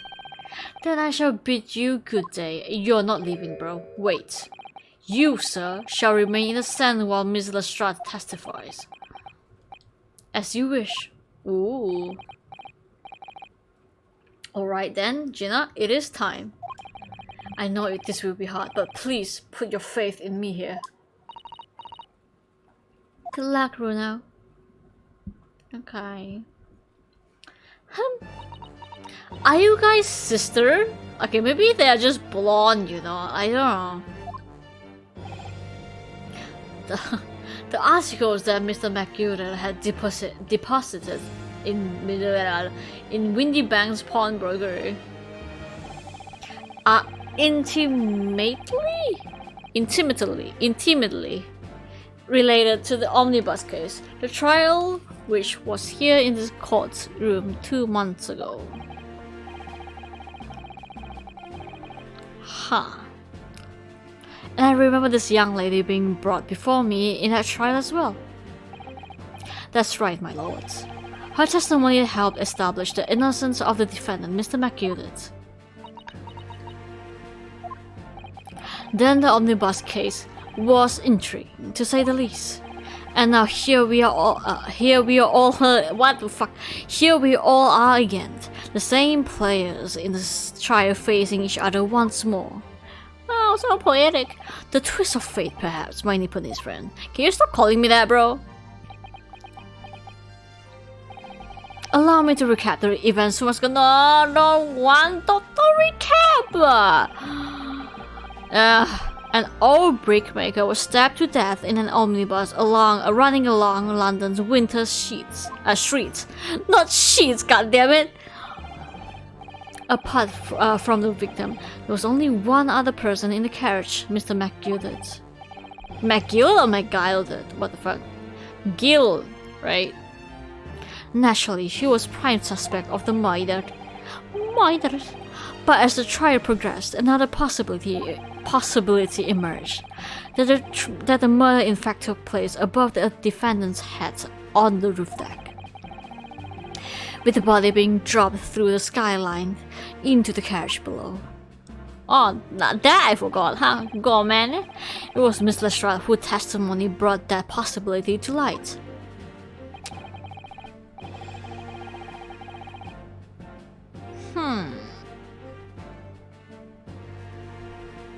At the time of the incident, Miss Lestrade was concealed under the seat in the carriage, hoping to pick the pockets of unexpected passengers. Then, immediately after the trial, having been acquitted of the murder. Acquitted? Acquitted, yes. What the hell? Wait. Oh, okay. Mr. Megiddo died in this very courtroom, in the most extraordinary of circumstances. Being burned alive. Being burned alive and shit. A mystery that remains unsolved even now. 2 months on. Wait! 2 months on? Is there a song by like what's it called again? By I forgot the name. No. 2 months off. Yeah, 2 months off by Underworld. Oh my god, one of my favorite songs, to be honest. So good. If you guys don't know, like 2 months off. It's a very, very good song by Underworld. Very good. But anyway, I digress. Sorry. It digests a little bit, as indeed does the omnibus murder itself. Be that as it may, I recall neither this nor the small box being mentioned in the court of those proceedings, because it's not relevant. Miss Lestrade. Yeah. Would you tell the court now, please? What really happened in the omnibus 2 months ago, I mean. Uh-oh. I don't know what you mean. I already said what I want to, what I know. What about everything you told us yesterday from inside your prison cell? Huh. Please, Miss Lestrade, this is extremely important. But remember, little girl. Wow, why are you gonna say it like that? If it transpired that you willfully withheld information in the trial 2 months ago, the Home Office will seek to prosecute you for perjury. And naturally, you will lose all credibility as a witness. Shut the fuck up, Venzig. The 2 fucking brothers been lying for two times. That's already a fucking perjury, and you're just gonna say this shit to a girl? Are you fucking serious? They already committed perjury, man. Oh, whatever. Whatever. This game hates women. I'm just joking. Although let's face the facts. You have little credibility to lose. What a fucking cunt. Ginny, don't listen to him. Please, you have to trust Runo now. Iris? We are on your side. Your side. Your side. Alright then. I will talk. That's the right choice, Gina. You make the right choice, yeehaw. Well, it would seem that my learned friend is hell-bent on bringing the entire courtroom down to about his ears. So be it. I must confess that I'm struggling to understand what on earth is happening here, because I'm the judge. However, it would appear that Mr. Megiddo's porn article and that extraordinary case of the omnibus harbors secrets of which we have been this fucking words is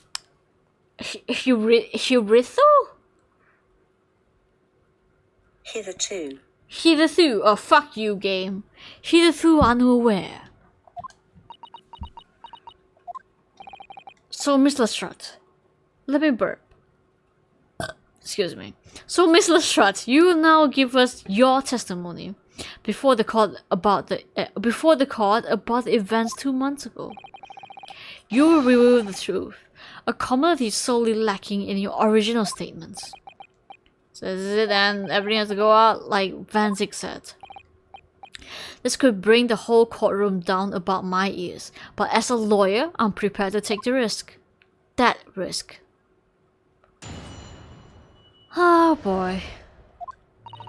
The truth is, the brickmaker Coles was in the cabin of Omnibus the whole time, and that the Irishman dragged me out from under the seat. I saw that disc on the floor. All of a sudden, I heard a scream from over my head, and the pair of the roof deck went off to call the slopes. That's when Mr. Magruder slipped the driver some tin to do a run to the pawn shop roundabout. Around that, I think. Sorry, roundabout. Sorry, I read it right the first time. Fuck. She threatened me not to snitch, to say nothing to no one about what I've seen or heard. Good grief, this is outrageous. What you just told Best was no resemble to your testimony 2 months ago. As you say, my lord. Then there's every chance that I may have adjudicated in error of Mr. Magruder's trial. It sounds very much to me that as if the man deliberately deceived this court in an effort to cover up the most wicked of schemes. Without a doubt, your lordship is correct. A great injustice was done in this courtroom 2 months ago. The action of the accused in the trial of this witness and of my learned friend are entirely inexcusable. Wow, I don't believe it. The whole trial was a farce. It was all lies. Wow, what a fucking guy. Don't forget the lawyer from the east. You're wrong. The lot of your Mr. Naruto, the lawyer there, he didn't know nothing about it. Humbug? Huh. I don't think so. Are we really expected to believe that? He really snitched everyone up, didn't he? What an operation to get the man off scot-free. Unforgivable. Stop. The lie has to stop. Stop. Yes, the defense made a terrible error of judgment. I intend to take full responsibility and suffer whatever consequences are deemed appropriate. However, it is imperative that the court allows the witness to elaborate on her testimony, because the true significance of Magruder's pawn articles must be brought to light. Very well, my learned student friend. Student friend? Given the depths of the calamity you have just plunged yourself into, this may well be worth hearing. Words failed me. The situation is utterly deplorable. Mr. Naruhodo. Yes? I will decide upon your fate following the conclusion of this trial. Oh no! Of course, my lord.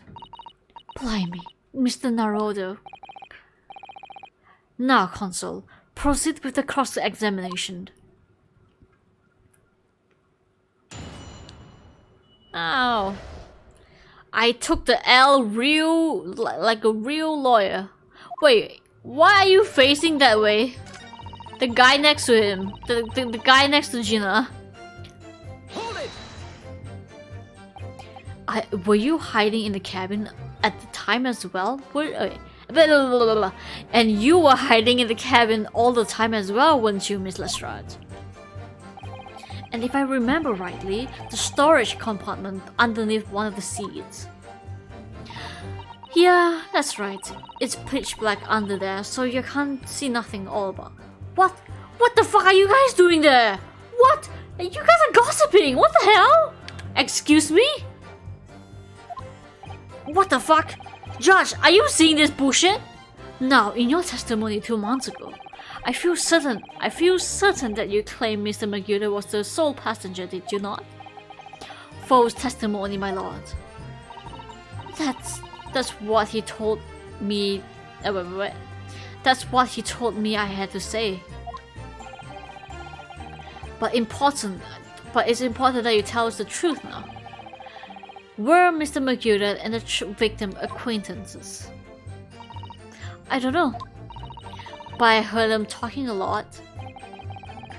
What were they talking about? I can't hear. Well, I couldn't hear too well, but I had to say.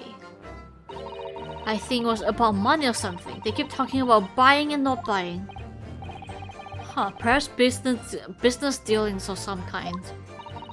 Well, anyway, they get louder and louder, and suddenly shouts up. So it's there. It started to sound like a proper fight. I was pretty scared by then. I hardly dared to breathe, and then all of a sudden, I heard a noise like something new over the floor. It was blooming loud and all. I believe you let out an involuntary scream? Yeah. Yeah. That was what gave me away. Oh no. Hold it! The disc on the floor. Was the disc you saw? This disc? Yeah. I reckon it probably was. It was right next to the cove lying on the floor. Could this disc have belonged to the victim perhaps? I don't know. Mr. Magura picked up pretty smartish, I think. Smartish, sorry. And he sat on the cove with knife in his up his wait, what? Cove with knife up his let me do it again. And then he sat on the coves with the knife in its belly up on the seat. Oh shit. What did he say to you at the time?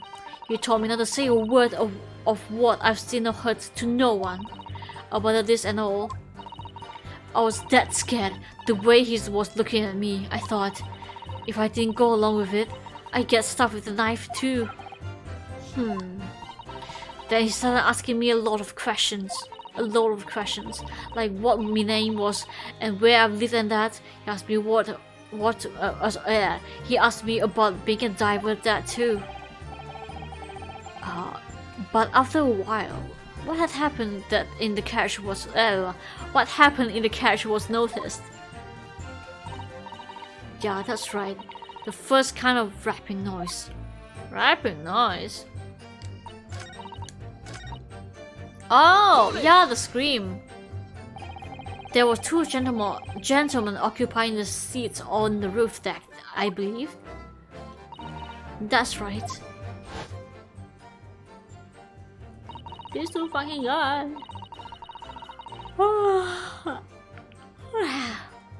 They must look down through the skylight and notice the cove with knives in his guts. When they screamed, the driver pulled up the horse and McGilda got me out of sight. Out of sight? Where? Back under the seat where I started off. Once the carriage came to an halt, the two coves from the roof ran off and fetched the slopes. If they immediately left to fetch the police, it would appear that they were entirely unrelated to the incident. So that left Mr. McGildet, the driver, and you still at the scene. Yeah, the only driver didn't know I was there because I was under the seat. I heard the cabin door open and the voice was from outside. Fuck. The driver, yes. He also testified in the trial, I believe. Did he? Oh, yeah. A fellow who went by the name of Beppo, if memory serves. Beppo! And what did Mr. McGildet and the driver say to each other? I don't know what happened and stuff like that mainly. Hold it! Ah! And that pawn shop obviously being Windybanks on Baker Street. Just a moment, Consul. Do you mean to tell me that the driver gave false testimony in the trial as well? Perhaps a incursions to the pawnbrokery slipped his mind when he was in the stand. Indeed, Lord Vanzix, McGillet took off his coat and gave it to the driver. He folded it up, all careful like, before handing it over. When I saw him do that, I remember thinking, the coat and what he's gotta be worth a few bob.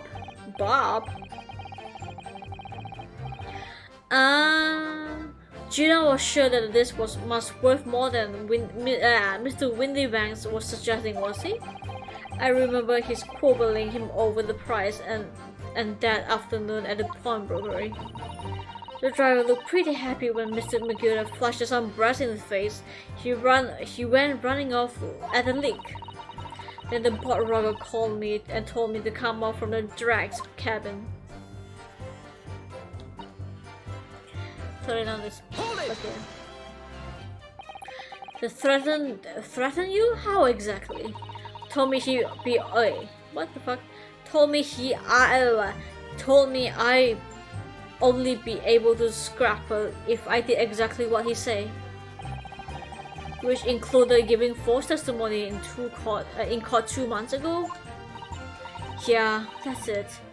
There was one other thing he said, which was, he told me to have he told me to have. Oh my god, he told me I have to hang on the ticket from the pawn shop and make sure not to lose it. Ticket? Well, I never said that if he didn't show up to the ticket of me before 2 months pass, I have to go to the pawn shop and pay the money to keep it lodged and to stop being it forfeit. He left me with some brass to pay for it. But really, why on earth would Mr. McGirt have done such a thing?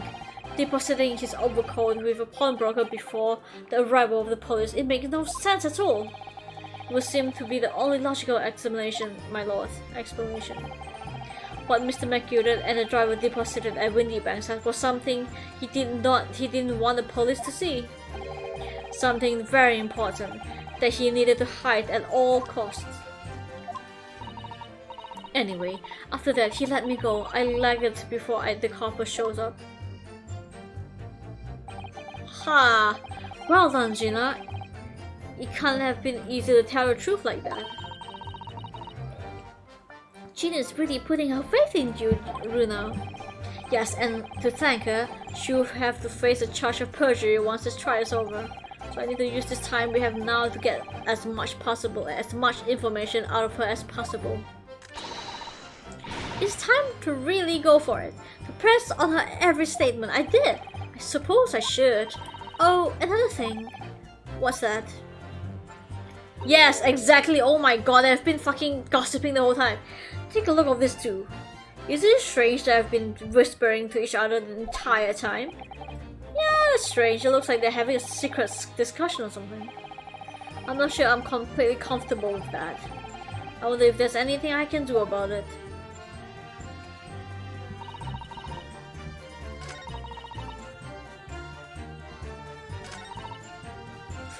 Ha.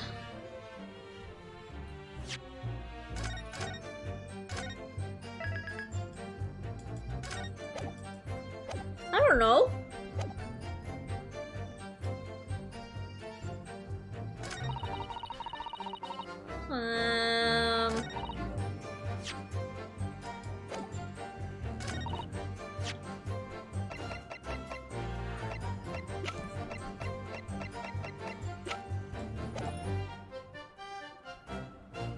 Hold it!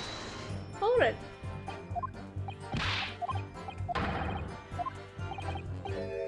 Let me try. Okay. Excuse me. Nope.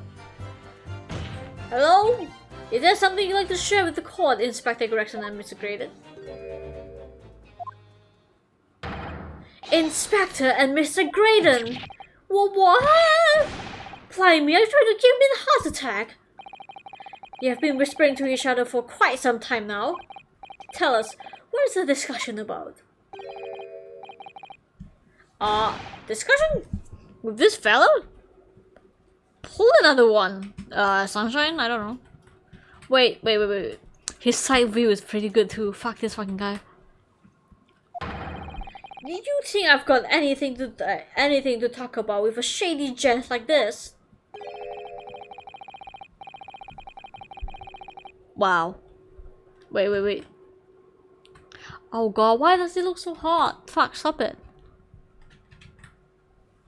And I have nothing to say to this uncouth detective after he deprived me of that disc that was rightfully mine. They've been clearly talking about the entire time I've been across his and Gina has been there negotiating. Uh-oh. No. Thank you, Miss Lestrade. Thank you, Consul. I've heard enough. I believe now we have reasonable understanding of what actually transpired on the omnibus. It would appear on the night 2 months ago, a negotiation was taking place on the omnibus. Negotiation concerning this disc. However, matters did not run smoothly. When the parties involved began to quarrel over price, Magilda took what he wanted by force, at the expense of the other man's life. Kind of. Which proves my point, that this was clearly extremely valuable in some way, although I didn't understand why as yet. 2 days ago, precisely 2 months after the omnibus incident, Mr. Magilda's coat and his contents were due to be forfeited. I didn't know what should I do with the ticket. I mean, the coat died right after this trial. I knew that. So you decided you could try and claim the article as your own. Well, why not, eh?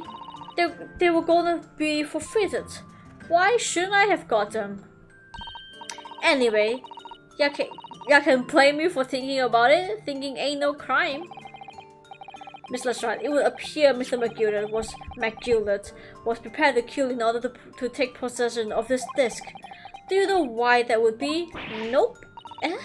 I've got no clue. But I reckon it must be worth a fair bit of brass. He was probably gonna sell it. And ya can blame me for thinking that? Thinking ain't no crime. My lord. We got the fucking box. What's in the box, man? Oh shit. Whoa. The mystery little box. Deposited by Magilda 2 months ago. Hello, Ditto. What up? Welcome to the stream. There's no doubt in my mind that it is a key piece in this far-reaching puzzle. To be continued. Oh my god. Okay. I'm pretty sure like the last one is going to be the last part. It's going to be the last like course examination or whatever. Damn, this case long. Wow, looking good, box. So this is the article in question, isn't it? The small box deposited with the pawnbrokers by Mr. Magilda 2 months ago. And on the night of Windybank's murder, the only item on shelf was touched by whoever broke into the shop. Unrelated to Ace, but are you excited for Ayato? Hell yeah, Ditto! I'm fucking waiting for him. I'm going to stream when I pull for him actually. So yeah. The last arc of the arcs. Yes, exactly. Thanks. Quick, let's open it and see what's inside. Wait, what? The only item on there. Open the fucking shit. Oh, what? Good gracious, this is no ordinary box, it seems. Besides the other arcs, exactly. So many arcs in this fucking game. Wow. Although in truth, I had an inkling it might be the case, I have no idea. It would appear that the box houses a miniature music box movement. Then, it is too much to expect. I think it would be reasonable to assume that that is a device for the playback of this disc, my lord. How the fuck? How do you play? Clearly, it's like a strip instead of like, you know, like a round table kind of like device. You get what I mean? So here we have the means to playback Mr. Magilda's disc, deposited at Windybags as much at the same time. Well, not strictly correct, my lord. It was not Mr. Magilda's disc. It was the disc of the victims in the omnibus. Oh shit. But what? But why, for heaven's sake? Are we to understand that the brick maker was trying to sell this music box disc to Mr. Magilda? Oh. Yes? I believe the answer will become clear if you listen to the music on the disc, my lord. Yes, very well. Finally. Hold it! What? Oh shit! Okay. Let the court listen. Now listen to this. Here's this at last. Hold it. Wait, my lord. Good grief! What the fuck, bro? What's the meaning of this? The music box and the disc are they are unrelated to the case. No need to spoil the somber atmosphere in the courtroom with some silly bit of music. Objection! The fuck? This may very well be the motive. What the fuck? This may very well have motivated the culprit in the case to commit the murder. No more. Clearly, there's every chance that it's fundamentally important to understanding what happened. The prosecution has no objection, exactly, but no! The piece of evidence! Clearly, Scotland Yard has some invested interest here. But it is policy for the prosecutor to have no avenues unexplored. And you, Inspector, have no jurisdiction here to prevent that from happening. No further delays, please. Play the fucking desk!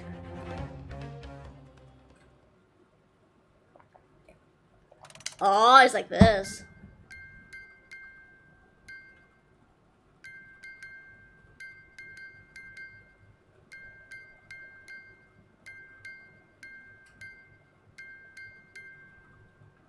What?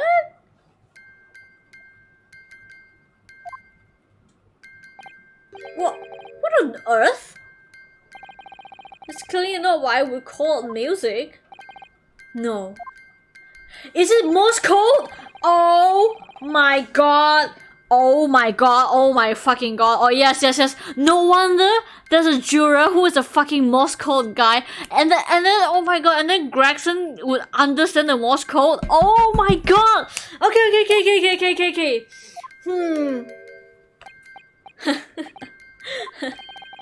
Mr. Graydon? This really is priceless. After all, the music box is broken. Shut the fuck up, bro. Oi, lady, juror number 5. It is a Morse code, isn't it? Broken? It can't, can it? Okay. So it is a recording, but not really a recording, but like a message, you know? So like in Morse code. Oh my god, that's fucking genius. Well, obviously. In fact, I wouldn't be surprised. And the officer sent to fetch it, then you drop it on the way back to the courtroom.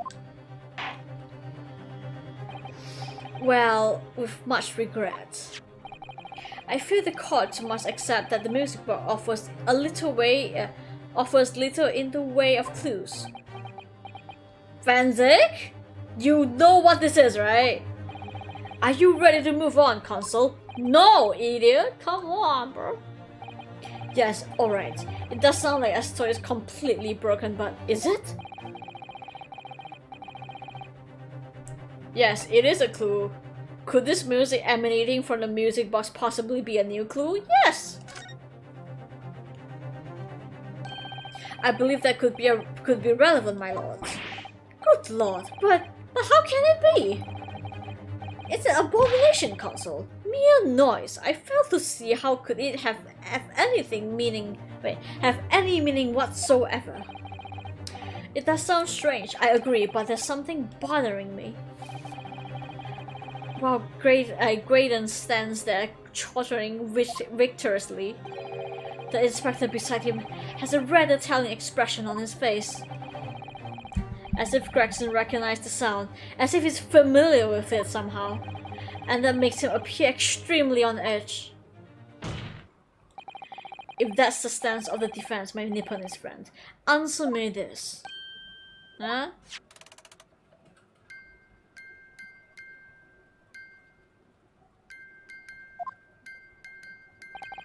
Just what relevance do you propose this woeful chiming has on this case? Do you not...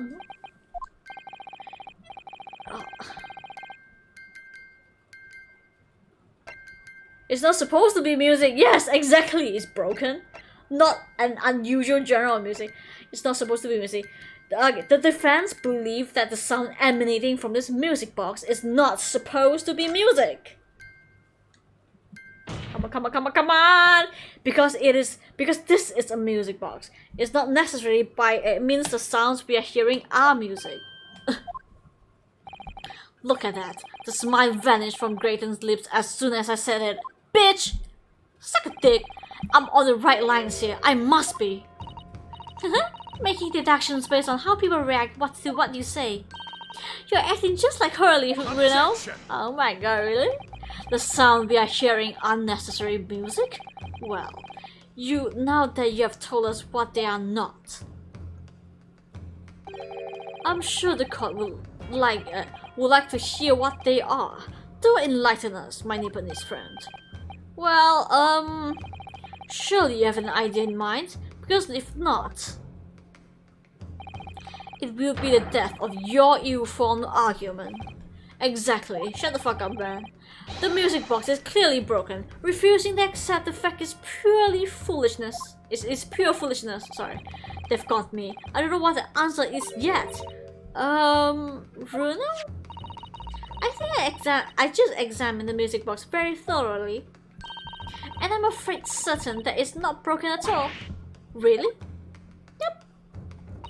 Really, the way it's been made, it can only produce single note anyway. Thank you, Iris. Single note.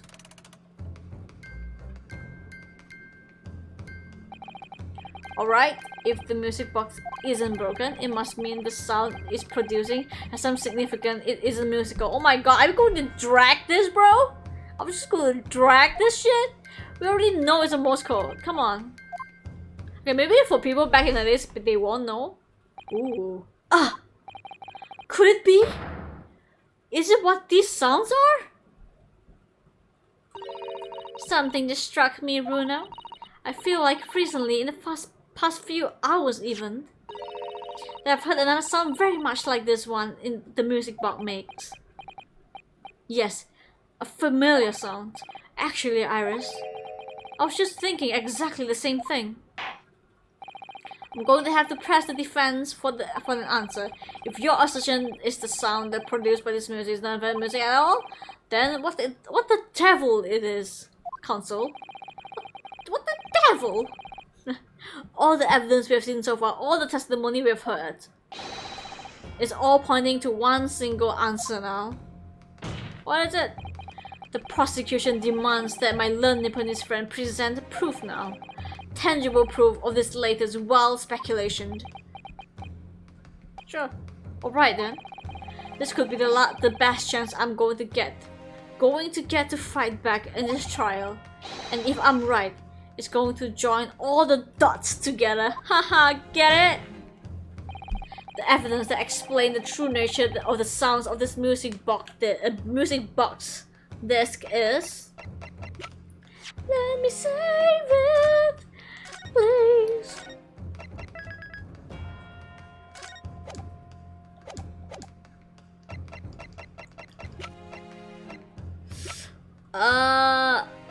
I mean...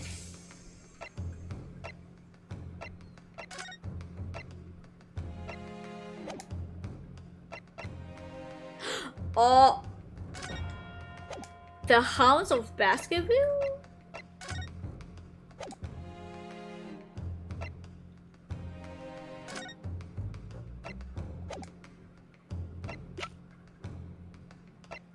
No.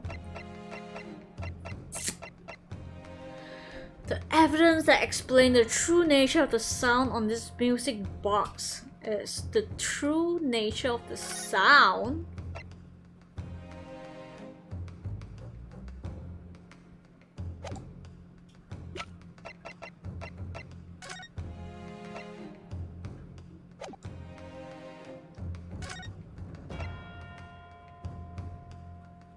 Conviction was assured with 3 eyewitnesses' testimonies. However, a surprise fourth witness. I would just say manuscript. Take that! Oh, never mind. Sorry. What could it be?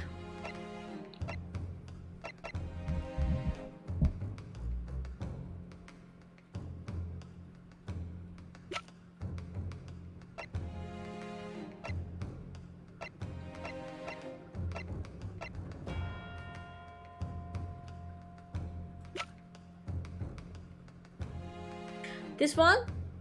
Take that! Please be real. Okay, it is. Okay. Today's paper console. The headline is Pawnbrokers Perish in Pig Purse Plunder. Hardly supportive of your cause. No, look at the other side. I was hoping you look a little further down the page. Further down? Ministry Mall. Classified secrets may have been leaked overseas from Ministry of Justice. Yes, this is a very serious matter, being investigated at the highest level, I understand. I've heard the international transmission along supposedly secured lines are somehow being intercepted and leaked to the various other countries. And presumably, those transmissions are in the form of wired telegrams. Of course. Juror number 5, exactly. Let's go, bitches. Your input, please. Stop. Oh, me, sir? Whatever is the matter? You told the courtroom you worked at the same communication station as Mr. Graydon, did you not? Yes, that's correct. The particular station you worked deals with the government communication and newspaper reports. Oh yes, we are not your run-of-the-mill communication station at all. Our work is extremely important. Then tell me, what the fuck is this? Is this not a very familiar sound? Yep.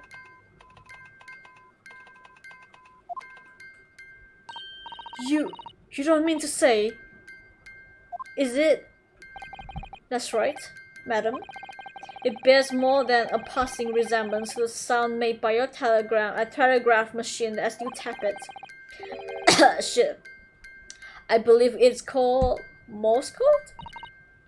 But I don't believe it.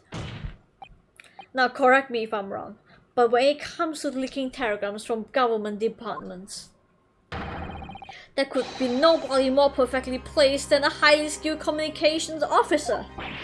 What? Are you suggesting that the music bugged this?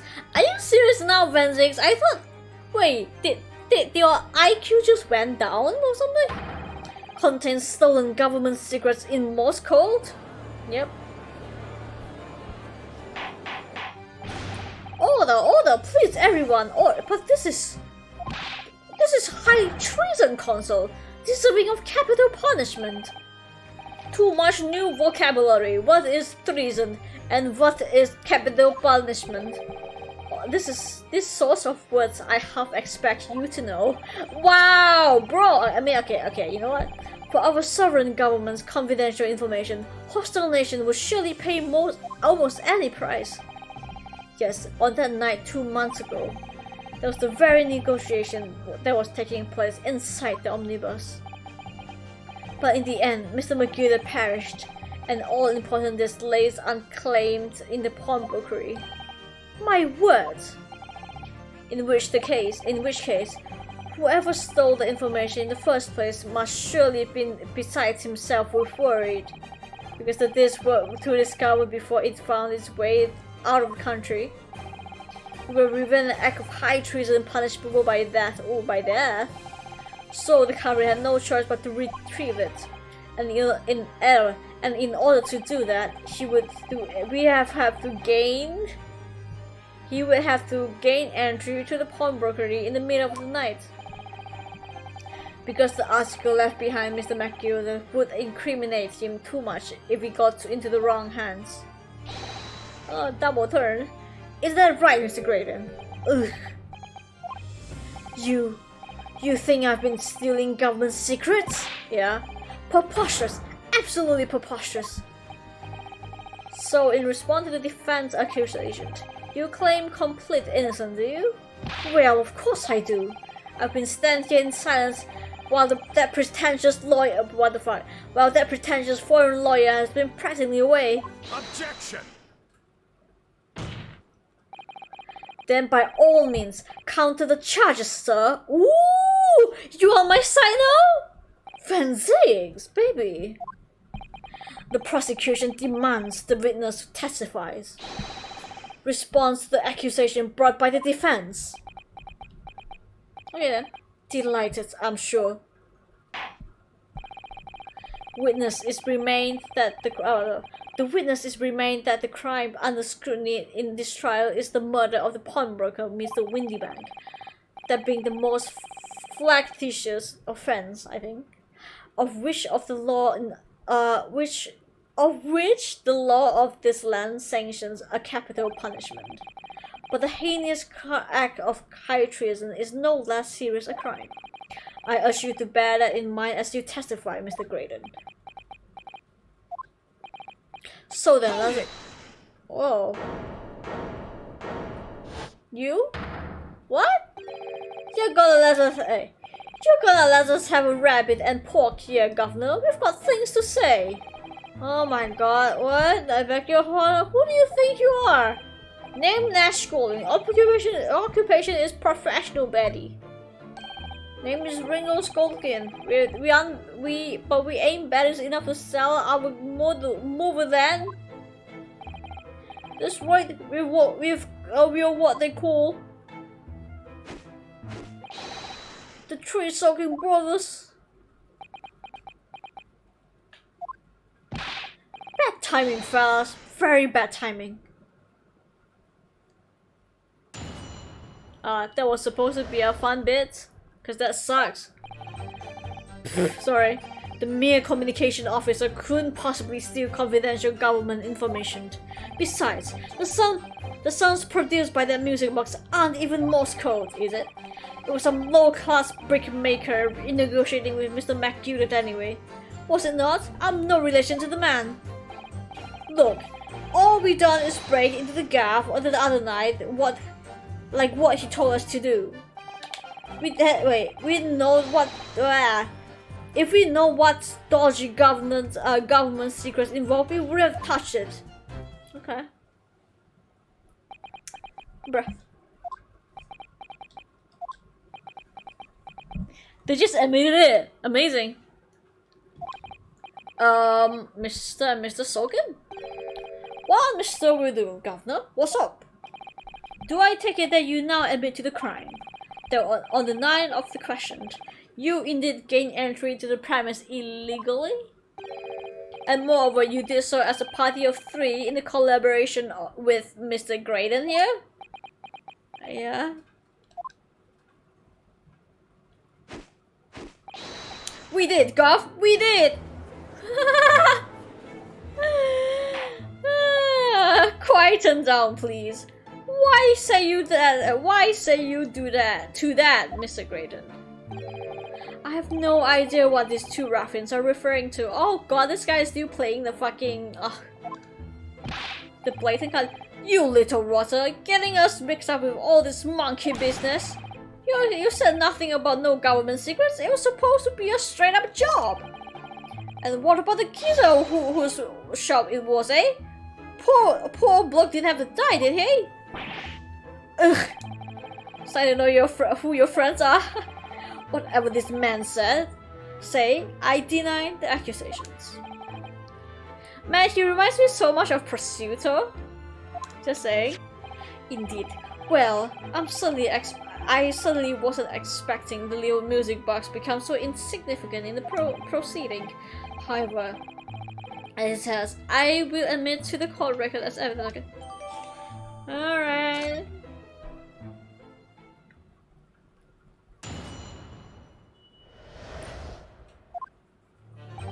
A mere communication officer couldn't possibly. Okay, wait. Why do I read this shit? Alright. So this newspaper headline accurate? Government communications are being intercepted? How could I possibly know? Wait, I thought you worked there, idiot? What do you mean by that? Any important government communications are handled by high-level officers, by specialists. General members of staffs in the station where I work would never be entrusted with sensitive information. Oh no, stop! Must say something, stop! Let me guess. Juror number 5? We regular communications station officers aren't as lonely as you've been led to believe. A team of us are responsible for setting up and testing telegrams used by the ministry. And Mr. Graydon is the team leader. Oh shit, that's fascinating. Some tea.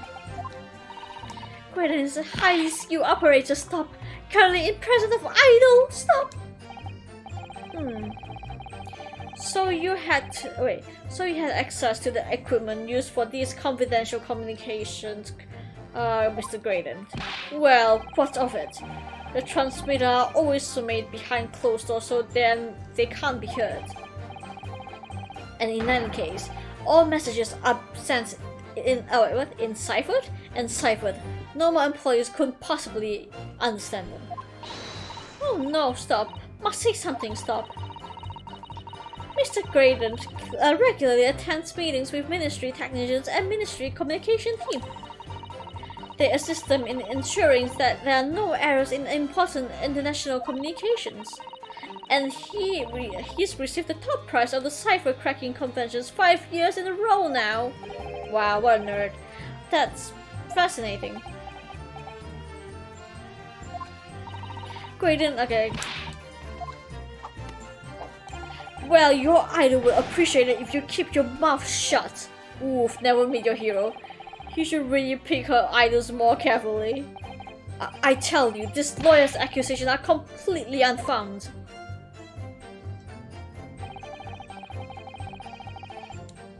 Hold it! Why? Are you sure they are not? To anyone with a brain, it would be blatantly apparent on listening to that music box for even a few seconds. Of course. Surely it can't be my learned friend is unfamiliar with Morse code. Ouch, he looks like genuinely shocked at my ignorance, I'm sorry. I would be more than happy to demonstrate the basics for you, sir. Oh, so kind! A lesson here in court? Morse code is a continuous series of 2 distinct tones. Tones, you say? Who invented it anyway? Yes, the short dot and the long dash. By combining those in different ways, you construct letters. I see. For example, this is A. And this is B. True. Okay, there's no dashes, right? But when you listen to the sound produced by this music box, you only hear one tone, don't you? But it sounds so familiar. The rhythm is the same and everything. But there's no discernible meaning to its apparently random sequence of sounds. So your assertion is fundamentally flawed. It's not Morse code. No! Then... Really, you shouldn't be so surprised. What did I tell you? That music box is nothing but a worthless piece of scrap. Perhaps you might consider studying your subject matter before casting aspersions in future. Ah, stop it. I mean, maybe it's a different Morse code, I don't know. Oh, it's so frustrating, isn't it? It is. I mean, if the government secrets was somehow being leaked by using music box, that'd be fucking funny. So many things would have been slotted into place so nicely. Exactly. Wait, what if you are playing in the wrong side? Could there still be something I haven't considered? Could it really be possible to use this music box to place back Morse code? Give it a try. There is still every possibility that this music box was instrumental in leaking this government secrets. That's the belief of the defense, at least. Objection! No, well, no. Does it please you in some way, my Nipponese friend? Repeat the same line argument and ad infinitum. It's already established that to be Moscow, 2 tones are required. Dots and dashes. Yes, I'm well aware of that. Then what? Well, it would appear the defense has a hypothesis to put forward. Yep. You had better present your idea once, Consul. How do you propose that this music box which appears to produce any single tone? Oh shit, before that, let me fucking... Oh! What is it, Bruno? I've just noticed something about this music box. It looks like bottom of it opens up as well. Open the fucking box now, man. Right, come on, what are you waiting for? Let's open it. Alright then, here goes. Ah! Bruh. There's another movement on the other side. So does it mean you can set another disc to play back on this side? So there's 2 discs? Yes, I think so. And it looks like the 2 movements are linked together. They're linked? If you have 2 discs, I knew it. If you have 2 discs, they will play back at the same time. Yes. Could have been used to decipher secret messages? Oh, damn it. Here you go. Ah, no. Oh my god, I could have just done it in the fuck. Okay.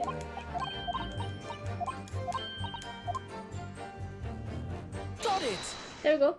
Good gracious, what am I looking here? Another movement on the other side of the music box? What? Gah. It appears, my lord, that the 2 movements are linked together. In other words, you can put 2 discs in this music box, and the sounds of both will play back at the same time. Oh shit! As the court has heard, Moscow comprised 2 tones, a short dot and a long dash. We just have to find another disc with a second disc in place. This music box could be used to generate Morse code to convey a message. What? Oh. This is beyond a joke. Are you still denying? I'm sorry? This poor excuse of a lawyer. Wow. There's absolutely no evidence to support his claim. Though of course, if my learned friend were able to present the court with a second list, that would be another matter. Well, I can't at the moment. And may I remind the court that, as the witness has pointed out, he was not in the one in the omnibus with Mr. Magura 2 months ago, striking a deal over the disc or discs. Indeed, it was Mr. Mason, the brick maker. Exactly. I have nothing to do with it. Whatsoever to do with it. Whatever. Although it had holes, haha, holes, I must admit the argument presented by the defense has much promise. Exactly. I believe that a cross-examination should continue. What? Really? No! How? Where the fuck is the second disc? What? Oh dear, it looks like you need to give your argument more strength, Bruno. You will reiterate your testimony, okay? If I must, though I remain exactly what I did at the start of this pointless cross-examination.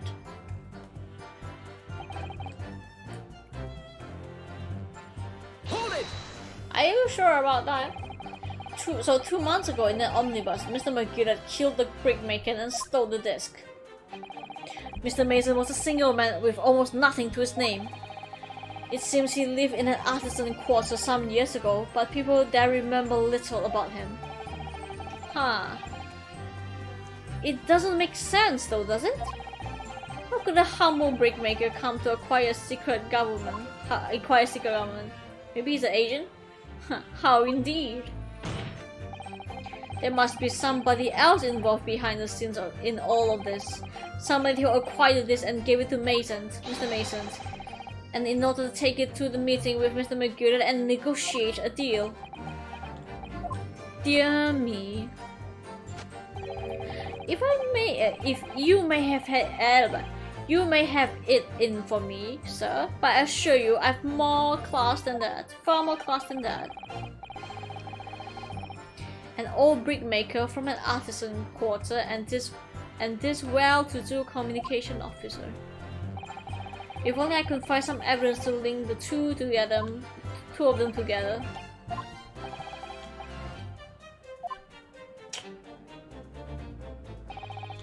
Law? Look. Hold it! The fucking animation, his expression is so funny. Like Mr. Graydon told you to do, you mean? That's it, yeah. Who else, eh? Silly me thought he was just popping over for a natter after all of them years, what? But the rotter had the dodgy job for us. Hey, Ash? Ash? Ooh. Ooh, what the fuck? Let me stop you there, Mr. Sokin. After all the years, you say? Did you mean to tell us that Mr. Graydon is an acquaintance of yours? Wow. What? We are a sociable kind of baddies, you know? Sure, let's say Graydon's an old China. Excuse me. Why are you so happy about it? Is something wrong, Mr. Sokin? Huh? No, the other one. Oh, what? Who, me? When your brother was testifying just now, he said something that seems to cause you to react. Oh, I was just remembering the old days, that's all. You used to have the right old laugh together way back then. Together with Mr. Graydon, you mean? Yeah, with Ash. I mean, look at him now in his fancy whistle. Wait, look at him now in his fancy whistle and flute. You wouldn't, and y'all wouldn't adamant it. What? Because when we were younger, he was poor from a part of town just like us. Oh, he was poor. Is that so? But he was always a learning one. He had the brains. He had the savvy. Always come up with smart ideas like what never have what? Wait, with what the fuck? Why do you have to talk like this, man? Like what would never have gone through our heads? Go apply me. Ain't that the truth? Remember Milverton? And soaking milk around? Cause that was a quokka, eh? Save it until later, I will try, man. Fucking hell. Your reminiscing has no place in the court, and I don't want to read your fucking lines again. And neither does your fruit. Oi, these are answers a question, did he? And the rewards answering it. Yeah, we do nothing wrong. We ain't done nothing wrong, bitch. Nevertheless, the court is not prepared to accompany you on your trip down memory lane. Wait, is that term even fucking exist back then? Console, can we turn on your attention back to the testimony, please? Why not? My lords. Yes, Console. The brother's last sentimental statement could have held vital information relating to the case. Very well, Console. I will permit the brothers to supplement their testimony with that detail. Briefly, I hasten to add. Say no more, sulking never sulking. Sculpting? Oh shit. No!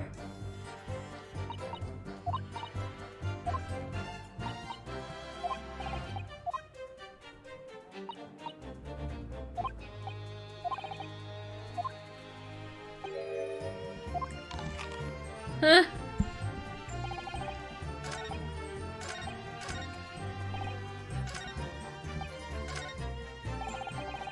Milverton and so what the fuck? I am sure I'm going to regret asking, but what exactly was that? Some kind of business? Yeah. Just a little scheme we had going back when we was youngster. A bit of fun, really. Delivering fresh milk to the locals. That's what it was all about.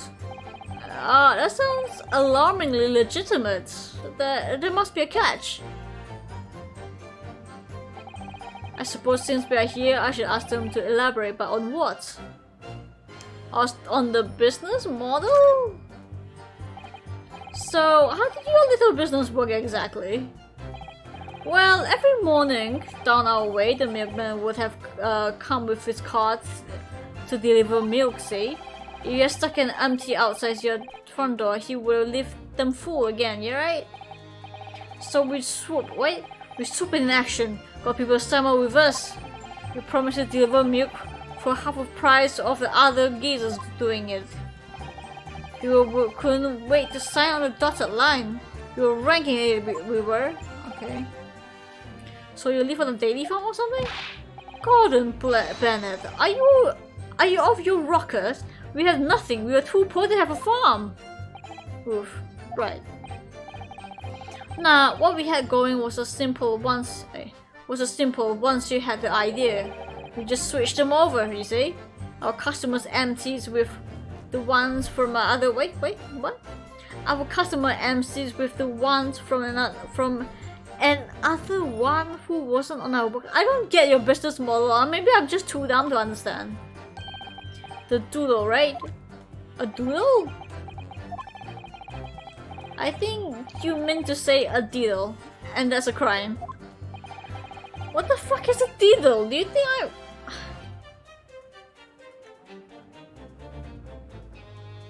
Diddle. Diddle. Cheat or swindle. Ah, okay, that's a crime. It was, cause just a harmless bit of fun, that's all. Milking, get it? The general public in such a fashion is most certainly not harmless, as you put it. Well, it would come with the idea. Ash is the evil genius. Oh my god, of course he is. Evil genius. You mean Mr. Graydon? Ooh. He didn't say anything. Why are you so aloof? Anyway. They swapped us. Oh, hey. They swapped milk bottles with people bottle who didn't sign up with them.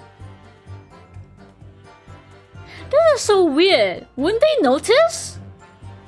Okay, so like let's say I didn't sign up their business and I drink the milk. Glug glug glug. It's empty. I put it in front of the door, right?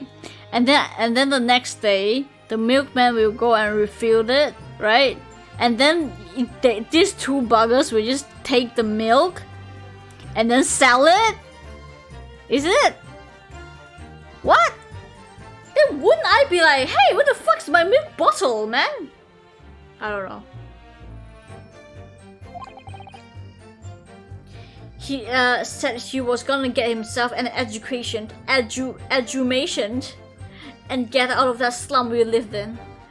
Yeah, pretty much, I think. What? Damn. Cool, we wrecked him about that, didn't we?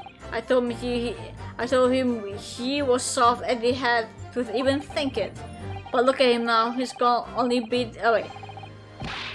He's gone and become a blinking communication officer, ain't he? A communications officer, Mr. Soaping. Mr. Sholmes and Wilson's milk run. No, Iris, don't even think about it. Huh. Okay, let's ask for like the name, man. So Graydon is not his name? I do like the name Ashley though, because it's like a very, what's it called, unisex name. Pretty cool. Hold it!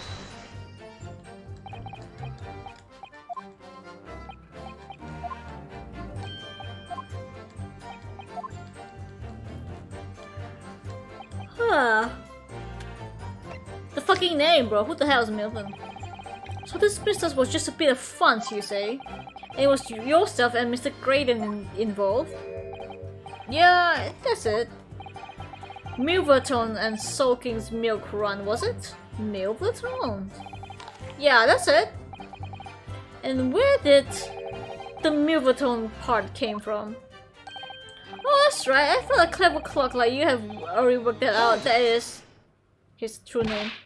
Enough of this. How long are we expected to hear this drivel? Shut the fuck up, bro. Let me guess. You don't accept anything these two witnesses are saying? Tell me, why is that why is that it was only at the mention of the name Milverton that you decided to interject? Ooh, exactly. Let's go, Narunosuke. Because, well, wow, shit. It wasn't the happiest of homes that one came from. Yeah, his old man was struggling with money so much. His wife walked out on him. She took the name Graydon then, see? But Ashton will always be Milverton to us. Ooh, Milverton. So that used to be your surname, did it? Ooh. Of course not. This is all bunkum. I've been a Graydon since I was born. Do you really think you can rely on the testimony of these two thieves, You're a communication officer attached to a civil service. As such, your personal details will have been thoroughly checked at the time of your appointment. Ooh, would be a very simple matter indeed to subpoena those records, Mr. Graydon. Ugh. Well, it will appear that Mr. Sulkin's testimony has been reliable for once. You were born You were born Ashley Milverton then. Is that correct? Very well. Yes. Ooh. Damn, I got a feel bad for digging in his past, you know. But anyway. Whoa, are you Dio? My dude? So Ashley Graydon was once Ashley Milverton. Milverton is a good name. I quite like it. I don't know why. That information could change things, and it could turn out to be extremely important. Extremely important. Okay. He's 27 years old. Damn. Okay. Childhood friend.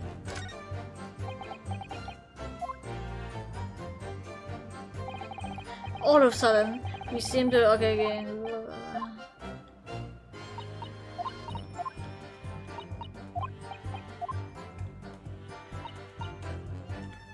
link between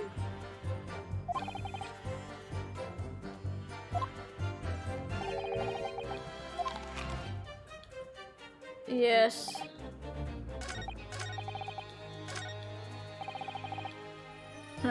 Look.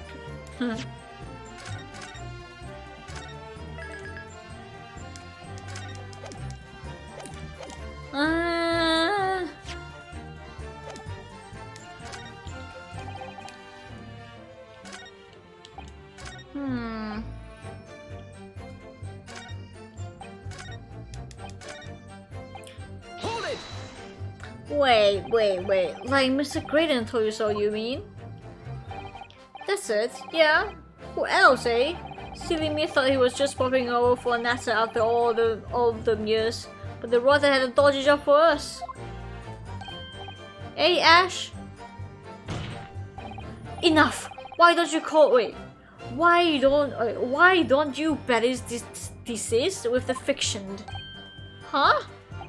Obviously, I don't know this man from Adam.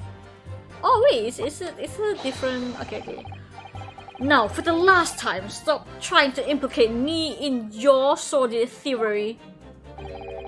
Well, that's blooming nice, isn't it? You little turncoat. Fine. If this is how you want it, two can play that game.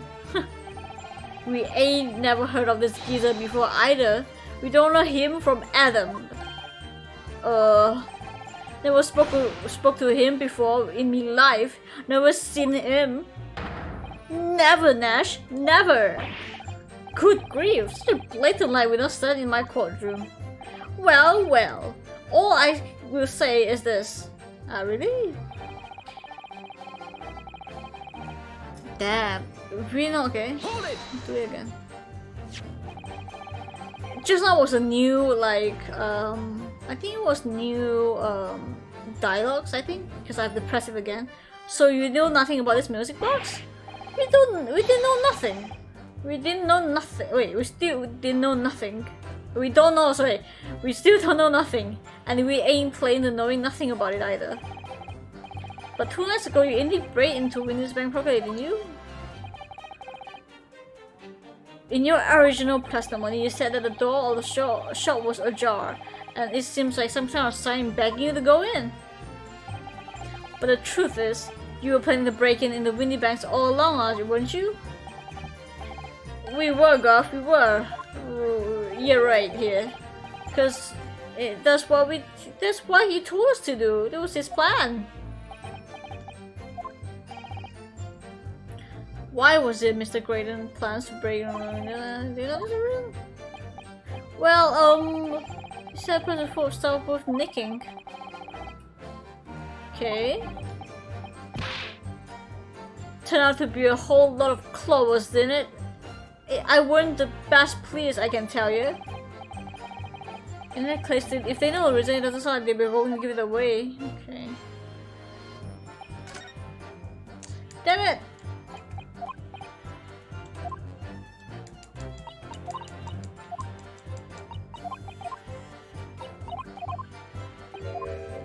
Oh, I can skip. What the fuck?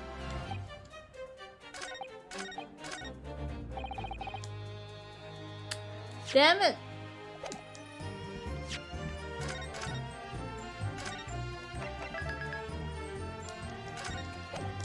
So like the guy's statement is like watertight, but like so I have to use these 2 people, you know? I guess.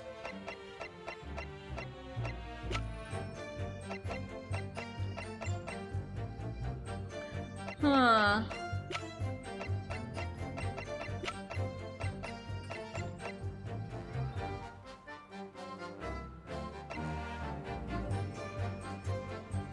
What?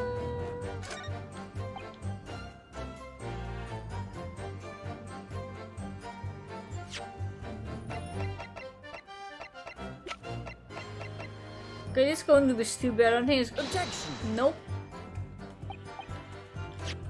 No.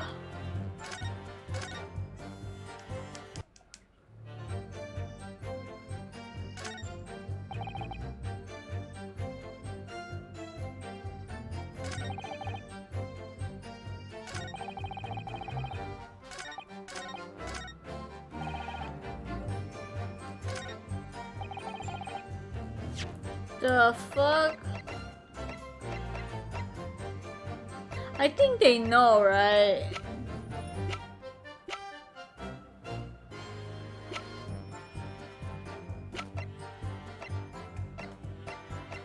I don't know, man. Objection! Nope.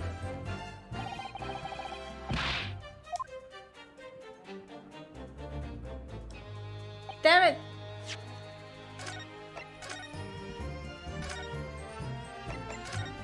What the fuck? What the hell? Wait. Some low class? So 2 months ago, blah blah blah. No.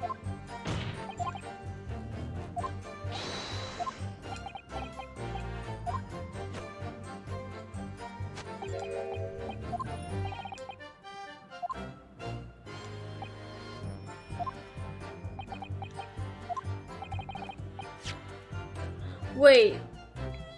Oh, wait. An old brick maker from an artisan quarters. Okay, if Only I could find some evidence link them two together.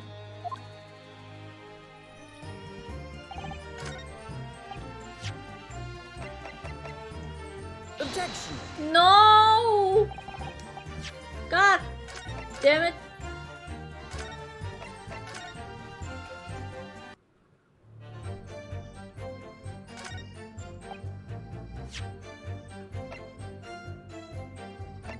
No relation to the man. Are you sure about that?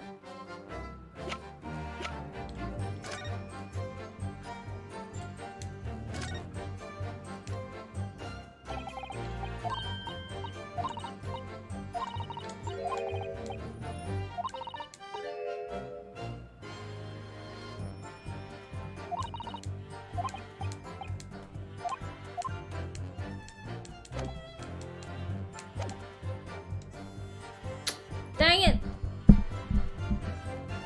What the hell?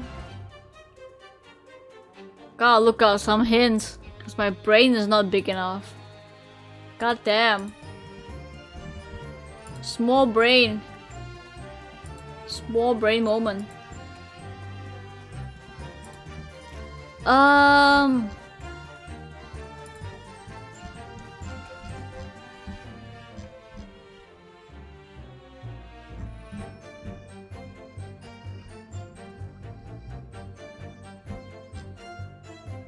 Okay.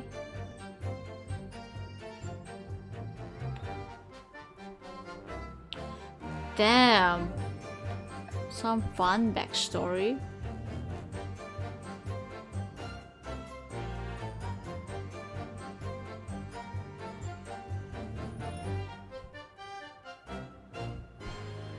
What?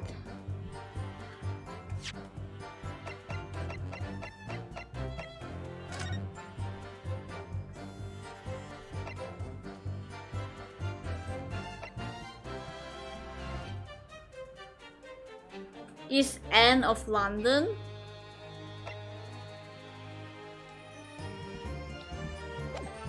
Okay. Objection! How is this wait, what? I don't get it. Mr. Ashley Milverton. Tell me, why do you try to hide your former name from the courtroom? Wait, what? Am I stupid now? Shit. Oh! Oh my god! Oh my god! Mason Milverton! I am fucking dumb! Oh my god, I'm sorry! Oh shit! Oh my god, I should reread it! Fuck, I'm like, I saw a bunch of words and my fucking brain just shuts down. Like, I'm not gonna fucking read that. Fuck! No wonder Milverton sounds so fucking familiar! Fuck! Oh shit! Oh my god, Tito! Oh my god! What a fucking twist! What? Because I haven't gone by that name for years, it means nothing for me. To me, sorry. No, I don't think that's the real explanation at all. The truth is, you had a reason to hide that name. Ugh. Explain yourself, please, Consul. And I have it here, the notes of the omnibus case, my lords. As we all know, the victim and the man who we now know understand to have been negotiating with Mr. McGulet. Yes, Mr. Mason, the brickmaker. That's right. The only Mason... only if... Wait!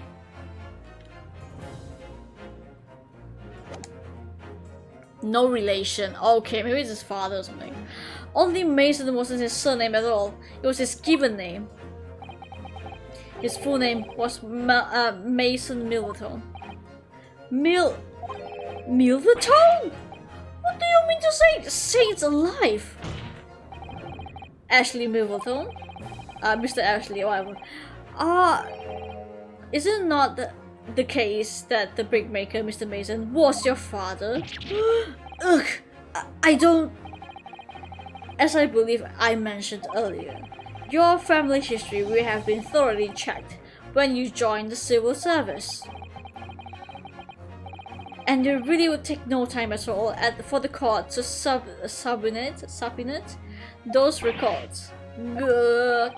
The truth is, you have been illegally inquiring highly confidential government information and selling it on the McGilden in collaboration with your father. Oh my god. Ooh.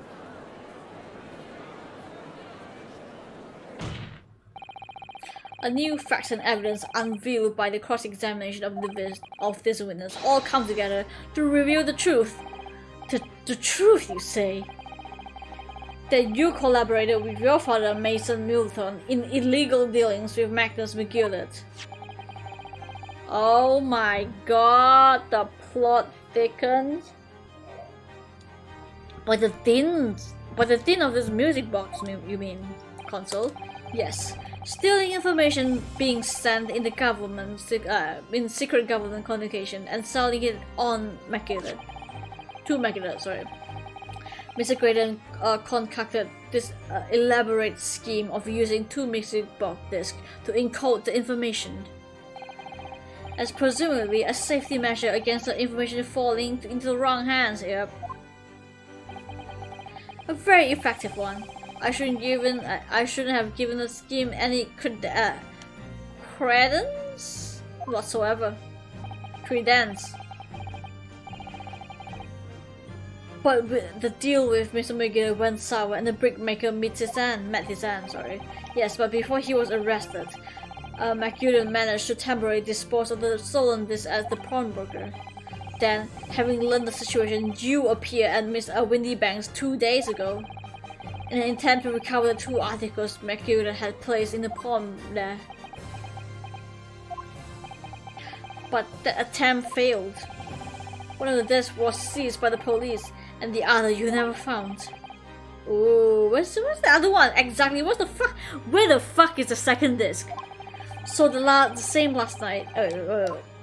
Oh fuck! So that same night, you enlisted the help of the Solkin brothers and broke into the pawnbrokery. Haha, broke. This time, determined to recover the second disc. Oh shit, are you suggesting the second disc was inside the music box? Eh?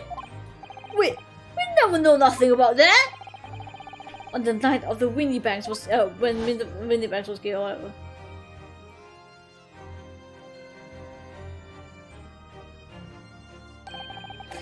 The intruder to the pawnbrokery touched one item, and one item alone, the music box. As rather ingeniously demonstrated using 2 prints for the security camera, indeed. So the question is that naturally begs the answer to this: why was only that one article disturbed? The answer is obvious, because it contained the second disc, which the intruder was desperate to retrieve. Since if it fell to the wrong hands of the police, it would be proof of high treason. Ooh. Well, Mr. Graydon, do you deny that all of this actually began of that fateful night 2 months ago? I refuse to accept any of this nonsense. Oh my god, this guy. Sir. There appears to be blood seeping through the sleeve of your jacket. Oh, really? Oh, what? Oh, 2 nights ago, we know that 3 shots were. Oh my god, you're on fire, Ryunosuke! 3 shots were fired at the scene of the crime in Windybank's pawnbrokery. One took the life of the pawnbroker himself. Oh no, Shirley. One struck the pouch around Mr. Shom's waist. And the final bullet struck the calendar on the wall of the shop, having first pierced the arm of one of the intruders, which is you, Mr. Graydon. That wound of your arm, that you seem to be Whoa, what the fuck is going on? Whoa, whoa, whoa! Oh, thank you, used Lucas for the rating party of 15. A wolf raid from the Use family. Oh, thank you so much. Thanks, Use. Well, my mods are probably not here, so I'll just shout you out. Thank you so much. What were you playing? Hello. Oh my god, I'm in the climax of the story, man. Hi, Ham. Hello. I think I know you. I think I saw your name before, but like, hello. What were you playing?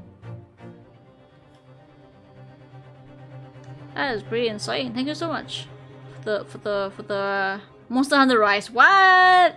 Oh damn. Nice. My friend likes to play that. I don't know whether she's still here, but like she streamed Monster Hunter Rise as well. Saw name before. Hello Edgar Gill. Like, okay. Fellow Saban cosplay. Oh shit. Shh. Do not disclose that information. But anyway, if you are interested in if you guys are interested in Monster Hunter Rise content, my friend Joanna Beans, she streams Monster Hunter a lot, so you know, check her out. She's pretty great, and she's a VTuber. I'm just like a normie, like what, gift tuber or whatever, because I'm quite lazy. So yeah. Anyway, I will continue the game, so don't mind me, you guys. You guys can go home and sleep now, because it's very late. No, anyway, sorry. Okay. That wound on your arm that you seem to be trying to hide. It's a bullet wound, isn't it? Oh my god, this is like... If you play the first game in Ace Attorney, like the case 4, is this one. Is the Von Karma case. Oh my god, is this like a parallel? He's got, yeah, now, me old China. What the fuck? Time to call quits and croak, I reckon. Don't acknowledge my presence under any circumstances whatsoever. Those were my terms, remember? And I paid you so handsomely to comply. I didn't. There's no soul in the fucking sentence. Clearly, I was a fool to think I could trust someone so common. Someone common back slums thief. Wow. They were your friends, bro. Fine, I admit it. I was there in Windy Banks that night. I paid this pair 10 guineas to accompany me. And as you have noticed, I sustained an injury in the course of my adventures. A blizzard adventures, that is. Hehe. But that is all. I admit to nothing more. Stealing government secrets? Negotiating with Mr. McGillet? How are you still dancing? As God is my witness, I'm sure I recall nothing of the sort. Why are you still dancing, bro? He is not going down without a fight. Not until I can show hard evidence, I suppose. Hard evidence. Nevertheless, the defense has now established a crucial fact. Which is... Well, we know that one bullet was fired from each of the firearms we have in evidence. Okay, I enjoy your game. I'm going to sleep. Good night. Thank you so much for the alert. Raid, by the way. The bullet from the Sulking Brothers gun hit the pouch, is it? Around Mr. Sholmes' waist. And the bullet from Mr. Windybank's gun, clearly you don't own an air fryer, clearly must have been the one that caught Mr. Graydon on the arm. Indeed, that must. We can rule the possibility that the man shot himself. Do you shoot yourself, sir? And that leads to only one conclusion. Mr. Windybank was shot by a third gun, which can only been fired by the third intruder. Oh shit! You kill a man? Goodness! That is right, Mr. Graydon. The only person who could possibly have shot Mr. Windybank that night is you. You bitch! Hold it! Hold it. Is it him? Damn! You little upstart! You made a great mistake when you summoned me here! What? What the fuck? What is that supposed to mean? Yes, as you rightly say, I was there at the pawnbroker's. I did my best to to hide the fact naturally. I had no intent to ruin the distinguished career I've built myself at the communications station. Fuck. But I did. Wait. But did the thought never cross your mind? Did you never consider the possibility? Well, what do you mean? What thought? What possibility, lol? The possibility if I was there at the scene, I may have witnessed the crucial moment, you see. That makes me a key witness to the case. And I have my hands firmly on the neck, around the neck of your client. Lol, okay, sure. But then, like, would people believe you? What? Are you suggesting? I saw it all. I saw the very moment that pickpocket girl pointed the gun at the poor defenseless pawnbroker and shot him. What? Do you have proof, bro? Older. Well, it seems we are finally entering the last act of this theatrical trial. Fucking finally, after 8 hours of this fucking horseshit. Mr. Graydon. Yes? I trust you're fully aware of the implication here. If it is shown that your claim is false, you die in real life. You will have incriminated yourself as the killer. Oh shit! Let's go, bitches. Oh, I understand fully. Shit. Then I must ask you to give your formal testimony once more. You will explain to the court precisely what you saw at the moment the defendant allegedly shot the victim. Nothing would give me greater pleasure. I fucked up the lines. Shit. Jesus Christ, sir. Ah. What a fucking show. Let me say first. While these ruffians were jostling with the broker, I was still near the entrance to the shop. Are you sure? While the windbag threw Nash over the counter, I felt a sharp pain in my arm. I pursued the man, but he shut himself in the storeroom. I could see him through the peephole in the door, though. The accused in the black coat shot the man in the... What? In the black coat? Shot the man in the back as he was trying to flee to safety. Safety? I saw the blood splatter over the wretched girl. No? Are you serious right now? And she tossed the gun out of the pee hole. What? So I picked it up and made my escape. Good gracious. This is quite extraordinary testimony. The fucking smirk, bro. Your claim, sir, under oath has clearly seen the defendant pulling the trigger. Wow. It wasn't my intention to testify in this way, are you sure? But neither it is my intention to be found guilty of a murder I didn't commit. As you see, my hand has been forced. I tell the truth now as an act of self-preservation. Shut the fuck up, bro. Really? No! No! This is just stupid! The truth?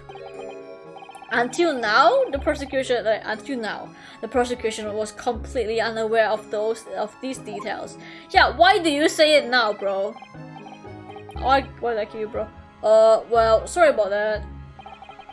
Having shot me in the arm, the pawnbroker was then shot in the back by the accused. As I said, she was showered in his blood. Then when we first found her, she was not covered in blood. You said the blood splattered over the accused's coat. Are you sure on that point? Oh yes, quite sure. all over the black overcoat that pickpocket girl was wearing at that time. No? Really? If her coat was somehow to be shown to the harbor's vestige of blood, it could be there would be conclusive evidence here.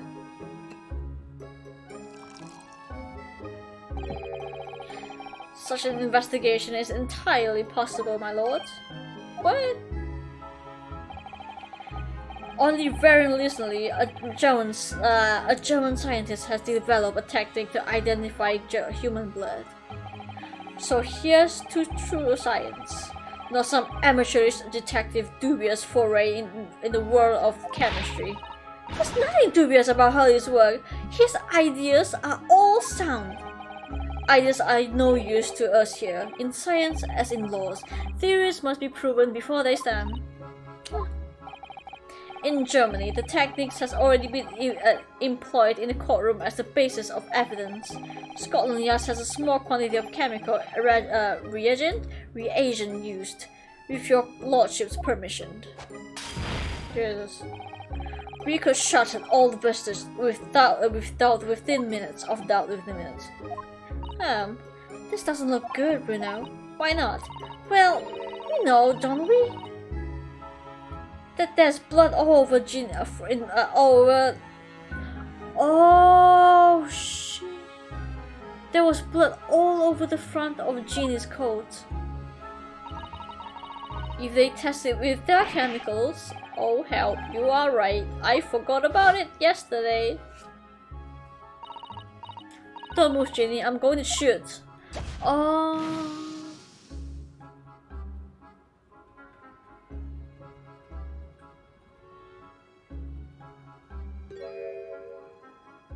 I forgot about that shit. But that's not Mr. Windybank's blood. The stain was from 2 months ago. Ew. Have they not washed it? That's Mr. Mason's blood from where he was stabbed by Mr. McGildet, who was wearing the coat at the time. My lord, the defense objects to the test. Wow, whoa, that is very shady, Rinosuke. Objects to the test proposed by the prosecution. Nope, overruled. Lord Venzix, make it so at once. With pleasure, my lord. And while we wait the result, the defense may proceed with the cross-examination. What the hell? Consul, yes? Your cross-examination. Of course, my lord. Oh no. I have a very bad feeling about the outcome of this trial.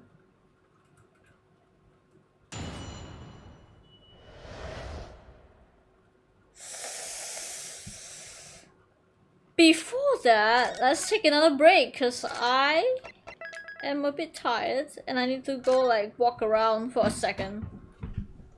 So yes, let's take a break. Okay? Shall we?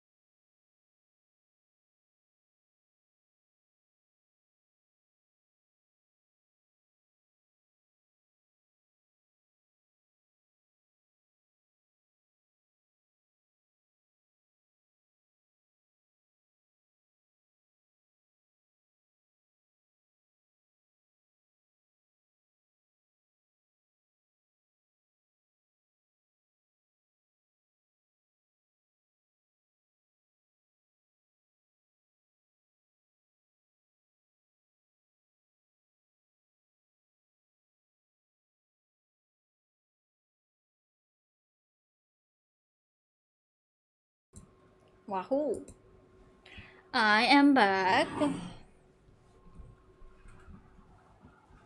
Refreshed and trying to finish this game. Alright. While these ruffians were jousting with the broker. Broker? Oh. I was still in the near entrance of the shop, blah blah blah. Feel a sharp pain in my arm, pursued by a shadow inside the door. Are you sure?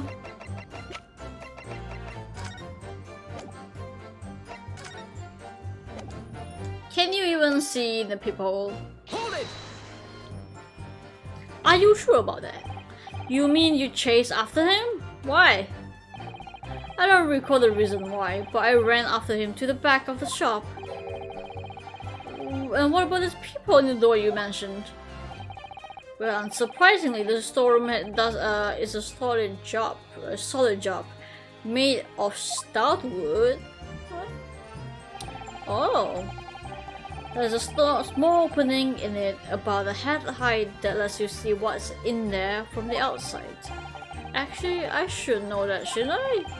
I looked through it myself that night, did it? Oh.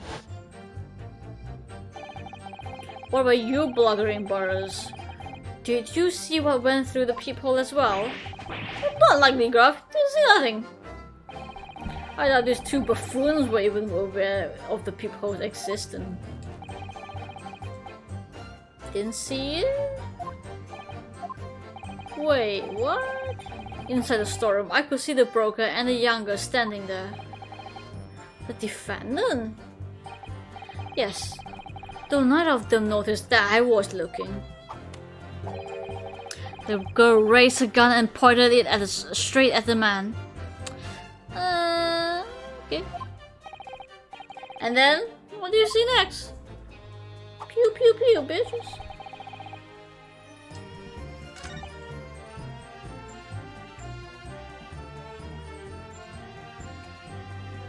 But that doesn't make sense, cause like he was shot from behind, bro.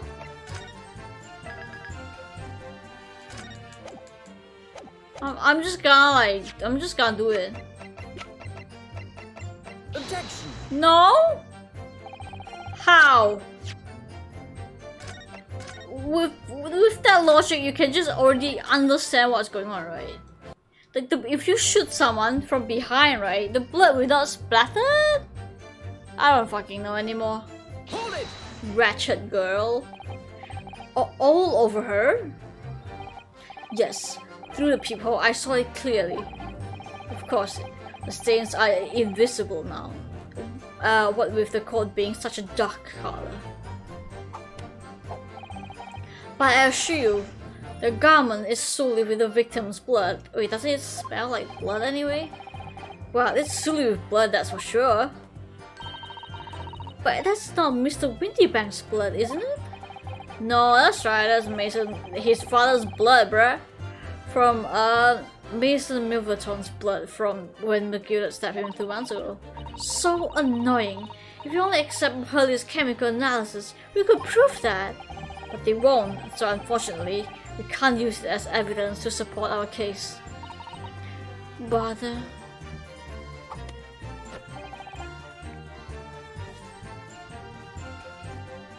Hold it! Why? Did I hear you correctly? She threw the gun out of the room? That's right. After the broker fell off the floor, she started walking over. Over where exactly? The direction of the storeroom door. To where I was watching, of course. I quickly retreated, and then the girl dropped the gun through the peephole on my side, onto the floor on my side of the door. But why on earth would she do such a thing? I couldn't tell you. Perhaps she was hoping to distance herself from the murder weapon. Without thinking, I went and picked it up. I suppose I was worried about just leaving it there in case any more tragedy took place. This is such a low bullshit. Are you buying this, bro? So it was you, in fact, who took the third guy from the scene of the... Really? Yes, it was yours truly. God. I left the clear up to my lackeys and left. Clear up? We made a bit of mess around the counter, so Mr. Whistle and Flute here told us to tidy it up. He thinks we are our blooming mom sometimes. Well, I was paying you enough, by God. Good. Tell me, Mr. Graydon, when you left the pawnbrokery that night, was it by any chance that the second disc was in your jacket pocket? You little toe rag! Whoa, you little Thorray. What? You're like a bull at the gate, aren't you? Oh my Excuse god, me. what the fuck is going on? Gentlemen? By the way, love the depression tag. Thank you very much. I'm very depressed all the time.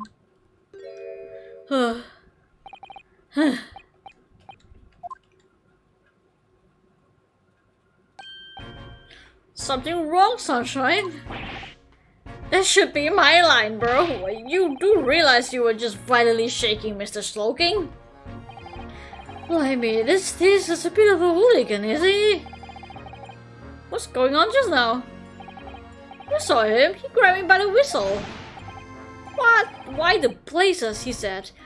Didn't you mention the third guy when he got you down to the station? Or some shit like that, I don't know. Why didn't you?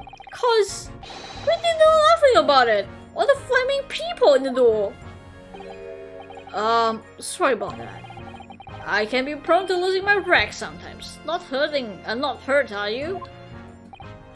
God blimey, see the way he's looking at me. I'm telling you, this div gives me the willies. That's strange. The inspector doesn't normally get so quite worked up as that. But he wouldn't normally grab someone. No, that wasn't like Rexy at all. I'm going to sleep, so I hope you finish it tonight. Don't push yourself too much. Thank you. Good night, Tito. It was like Rexy at all. He's normally all sweetness and light, no matter what I say to him. Yes, well, I think you'll be a special case, Iris. Well, anyway, that was certainly out of character.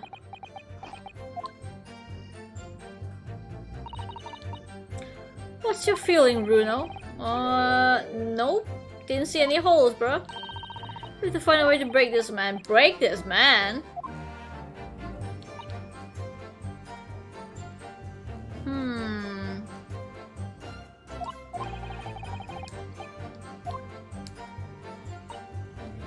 That's very unfair, but why? What?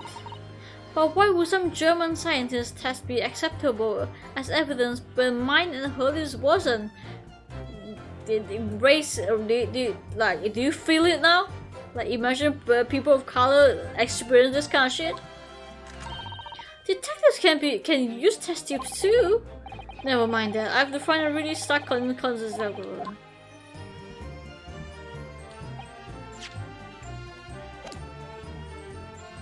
Wait, what?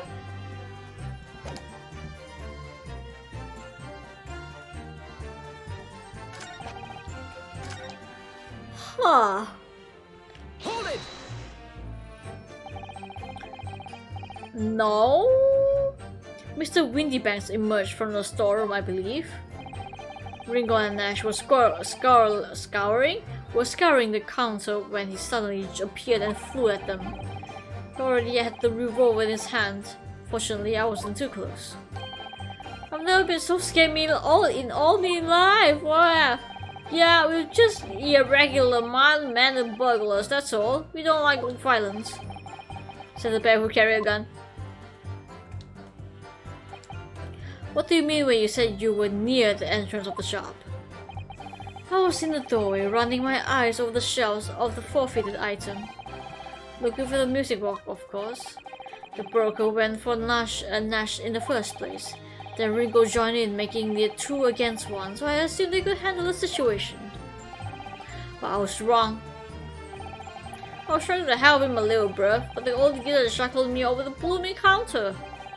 I pulled in my gun at the old fella, and soon as made him scrapple. What the fuck? The pair of you two are setting upon the poor defenseless pawnbroker together? Shame on you. Sorry, Garth. Lord.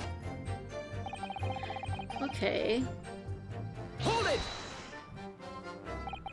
You mean that the moment you were shot? Yes. Though I didn't immediately realize what had happened, of course. The thing crashed to the floor and the counter that from the counter as the three men were brawling. Brawling? It was exactly the moment when it happened, so I didn't hear the gunshot. And the bullet went on strike on the calendar, okay? It will appear. Look at my mom. Mom? Look at my mom. When I looked at my arm, I saw it was bleeding badly, so I wrapped my handkerchief around it. Seeing as I couldn't explain what happened to a doctor. And no chance but to wait for it to heal. Wow. I didn't imagine it would still be bleeding two days later. No shit, idiot! Did Mr. Windibank intend to shoot you, do you think? Well, no. I don't imagine he even noticed I was there, to be honest. Perhaps the gun went off accidentally. Anyway, it didn't quite strike home. Well, when I put my gun on him, he tried to shove me all out of the way. And when he scrappled through the door out back, whatever. At which point, what do? I do nothing. What?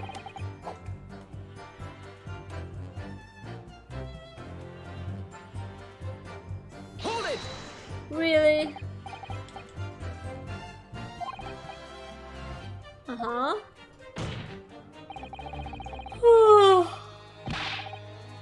The bullet was fired at you? By you? Wait. As we had already established, Mr. Graydon, the bullet was fired at you. Ah, but no. It was the broker's gun that the pickpocket girl had when I saw her. Yes, the bullet from Windibank grazed my arm, and yes, the Sokin's gun grounded the detective. But this was another gun entirely, a third gun. A broker's gun was not a murder weapon, it was clearly not. In other words, the accused must have left her own gun with her at the time. Objection. But no other gun was found in the first place. Calm yourself, Consul.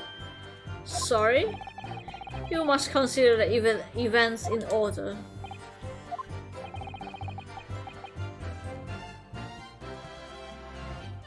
What?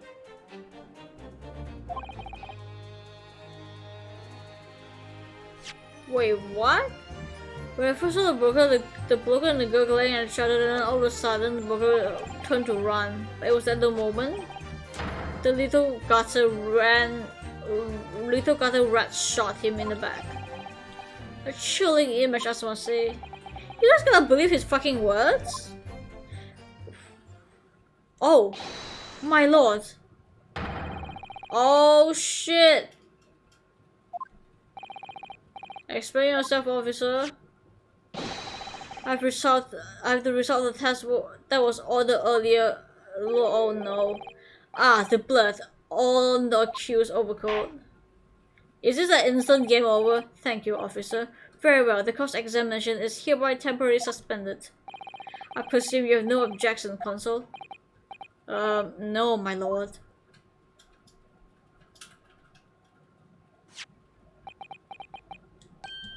Well, there you have it. The report, please, Inspector. Yes, sir. Traces of human blood were found on the overcoat of the defendant, Mr. Gina Lestrade. From the extent of stains, it would appear that they were the result of splattering following the gunshot wound. End of report. Goodness me. Really? What the fuck? Oh my god, see? What did I tell you? What was that fucking animation? No, the blood on the coat is not Windibank's. What on earth makes you say that, Console? The code originally belonged to Magnus McGildet. Just before his code was deposited at Windy Bank, McGildet fatally stabbed Mr. Mason Milverton. Nice spin, I know, right? Oh my god, I'm like so tired, like to the point that I'm just gonna like slur over the words. So the blood on the overcoat is the blood of the brickmakers from the Omni case. Well, the dead cannot speak. Is it right, my nipples make friend? Sorry? 2 months ago, in this very courtroom, you did not argue fervently for Mr. McGillet's innocence? Because back then I didn't know, okay? And yet now the man is dead, you branded him as a murderer? Your conduct shatters any shadow of respect you may have earned yourself in this country. Wow, but that was... I call it a boldly disgrace. Treachery, that's what it is. How determine a blood from the coat is 2 months old or not? Even the stethoscope couldn't help it. Okay, shut the fuck up. But... We must use Mr. Sholmes. Mr. Sholmes is a detective, not a chemist. Would you put such faith in a chemical formula devised by me, for example, when I'm a communication officer? Maybe. I held a Pirojiki to a starving boy. He ran away crying. Okay. Sherlock Holmes is barely more than a figment of the public's imagination. How much is left? I have no idea. But probably this is the last part, I think. His name carries no weight in this courtroom. No weight at all. How could you say that? Victory is sweet indeed. This proved my testimony, the whole truth from start to finish. How do you arrive at such a conclusion, sir? Exactly. As the witness said, the accused coat was splattered with the blood of victim.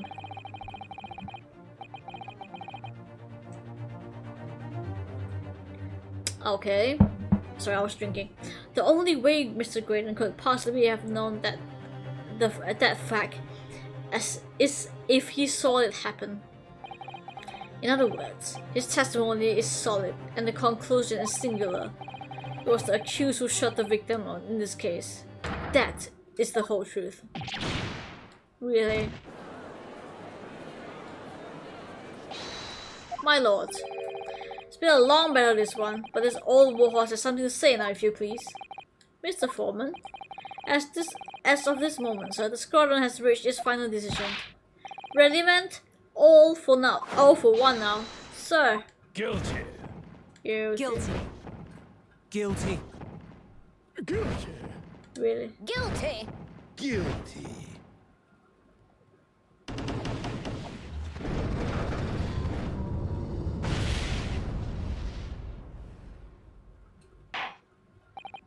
Well, it would appear blah blah blah, they are fucking whatever. The defense has consistently failed to unpick the witness's testimony. Is this a long fucking game over? That here's the attempt that you may make and unpicking the juror's decision being equally successful.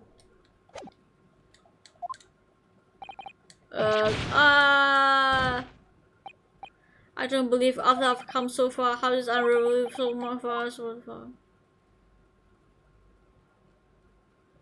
Game over. How very distressing to be held in such low extent. Oh my god, he is here. Sherlock Holmes?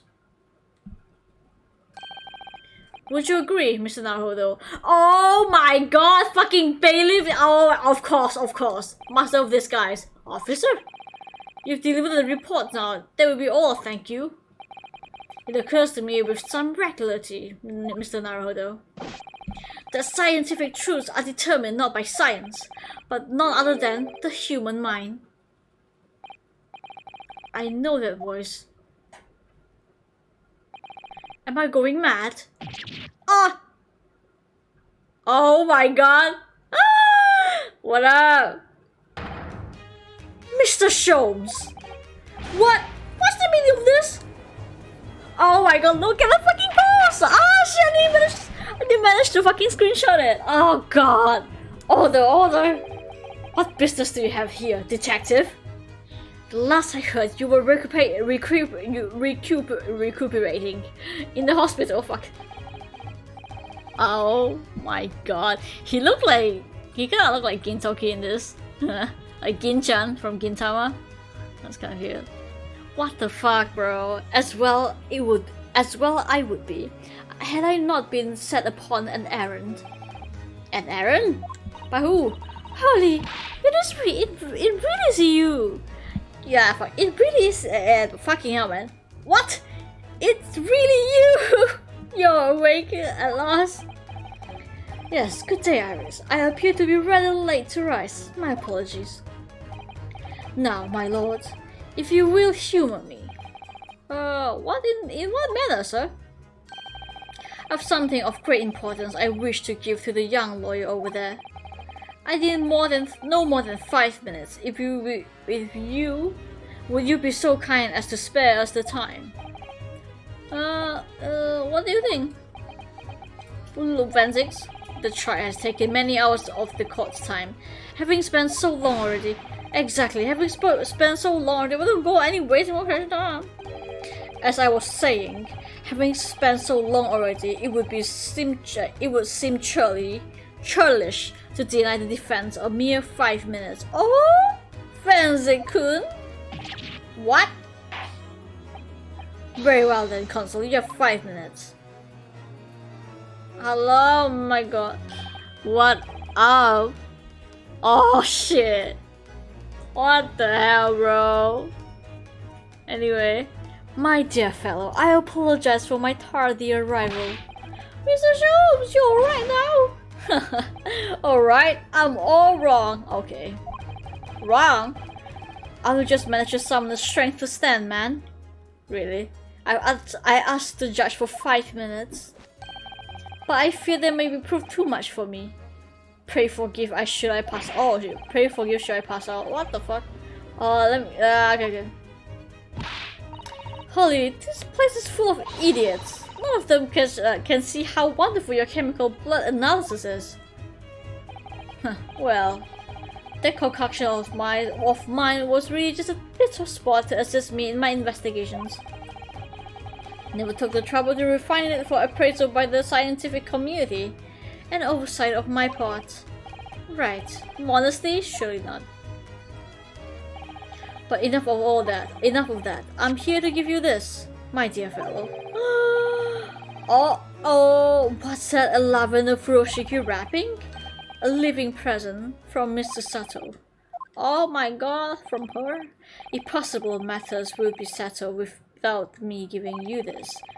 Here were her instructions when she asked me to do her this favor. I don't understand. Ooh, I like this music. Dun, dun, dun, dun, dun, dun.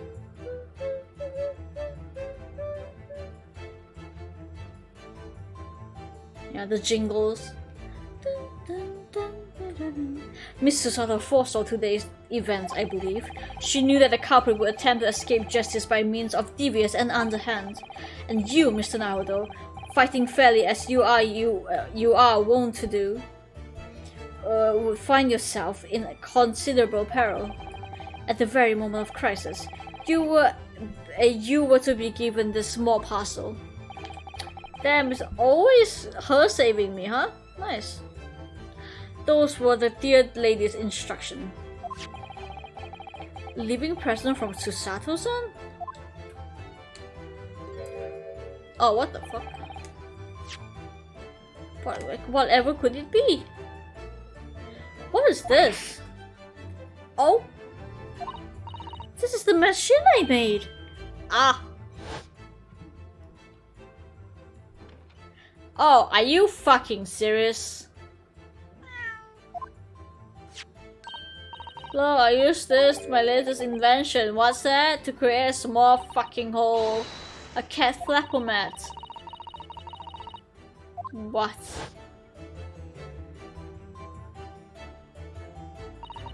What's Susie up to? Mr. Sato muttered the following words before she left. I'm a failure. I don't deserve to be a judicial assistant. What? Did she say something like that? You really are the best judicial assistant in the world. Well, that's extremely flattering.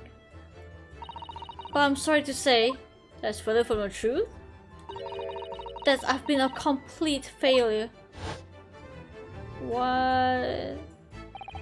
Whatever did she meant by that, Mr. Sholmes? That night, when you left Windybank's pursuit of the thieves, Mr. Sato made this contraption made use of this contraption for a certain purpose. That is your answer, dear fellow. Not at all descriptive at all. Use this what? But why? Use this cap flapoma that night, why?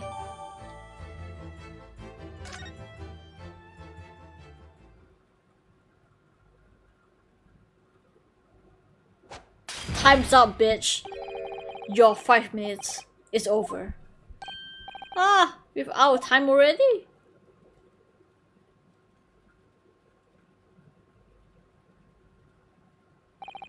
I'm grateful to you for affording us that brief recess, Mr. Reaper. I need no thanks, Detective. After all, the die is cast. Is it really? The jurors are unanimous in their leanings. No doubt my learned friend will consider a summation examination. But an attempt to alter the verdict now would be utterly futile. I wonder... Mr. Naruto? Yeah? The rest is down to you, my dear fellow. What is your plan? The rest is down to me? I just don't go and sleep. I need to be careful here. If I make a wrong move, the trial will end badly. My lord, the defense will request... time to think. Lord.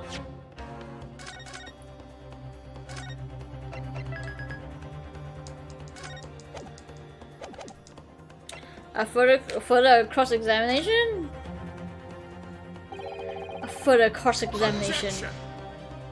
Are you for real now? The jurors have spoken. Protocol dictates that you may not cross-examine a new witness now. I can. The defendant is not asking for a cross-examination of a new witness, rather to continue with one of the new with one of an existing witness. What? It would appear that a rather important detail has escaped your attention, Mr. Reaper.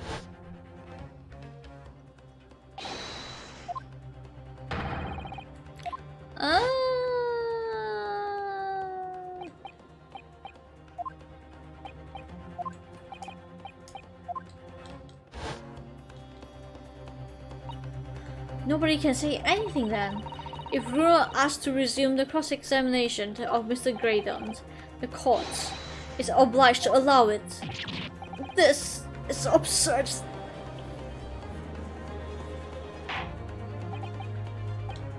I would remind those present that this is my courtroom. I concur that the defense is entirely within its right to request the continuation of the okay. Have you played Elden Ring? Nope. Hello, Warfreak. I have not. I would like to try it if I have the money to buy it. But for now, maybe not. I didn't even finish a lot of game yet, so yeah. Actually, I have never played like Soul games. Is that how you say it? Like Dark Souls, Bloodborne. Because like I heard it's very difficult, and I'm like, because I'm a very impatient person. You get what I mean? So like, I'm a bit worried that I would just drop the game after a few hours. But then like Elden Ring is like, from what I heard from people, that is like a bit quote-unquote easier, I guess. So I would actually try it, and the aesthetic is pretty nice, you know? So anyway, yeah. Wait, what? However, I will not permit an unremitting projections of this recording, proceedings, fuck. Therefore, I've decided to afford the offense one final opportunity. Okay, fine. Give you one last chance, bro. Consoles, you must choose one statement from the witness's testimony, and but one piece of evidence to present in support of your argument against it. What? A single chance to present evidence? What the fuck is this? What? How do you do that? How the fuck do you create a fucking hole? Ah, wow! Those vicious teeth looks just like a rip through almost anything. They're good, aren't they? You make a special alloy I developed just for the job. The cutters rotates 10 times per second, so it can get through any kind of door in no time at all. And one of the two parts up top there is like a latch, is it? To attach hinges of the section door that gets cut out. Oh, right, of course. Nothing can match this machine for power. It can't make mincemeat even of the toughest doors. Oh my god. It sounds so charming and friendly when you said it. It is bold, but it feels like in reality a cat flopperman is a grim weapon of door destruction. Wakahai is so adorable. There's nothing I wouldn't do for him, even developing deadly weapons. Interesting. Okay. Is it clear, consoles? Alright. A single statement and a single piece of evidence. Most generous. Well then, Mr. Naruhodo, it's high time I fell in a dead faint. I leave this in your capable hands. Whatever. Law! Mr. Jones! The way he faints, kind of funny.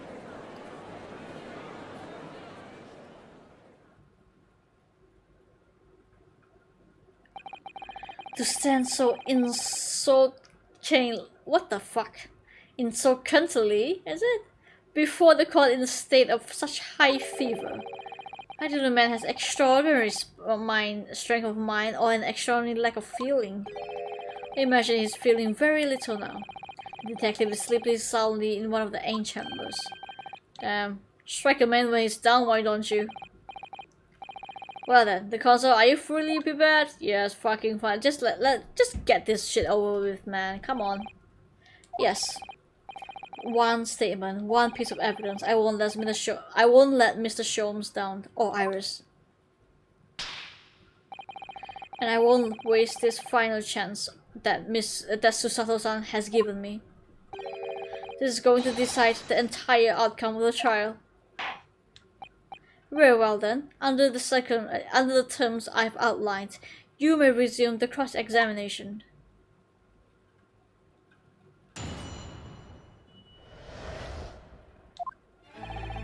Whoa, what is this music? Ooh. Oh, it was the music just now. Let's go! What is this? Woo! Oh, okay.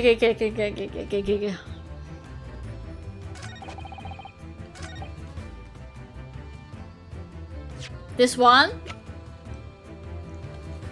Please be right. Okay, I was right. What on earth is that eccentric contraption, a console? Oh, that's my cap flapper mat, my lord. It makes a way for cats to get in and out of room. It can cut through any door you can think of and make a new little door in the middle of it. That's right, my lord. The detective is a device for creating so-called cat flaps. You know? Kind of fucking small door for cats and shit.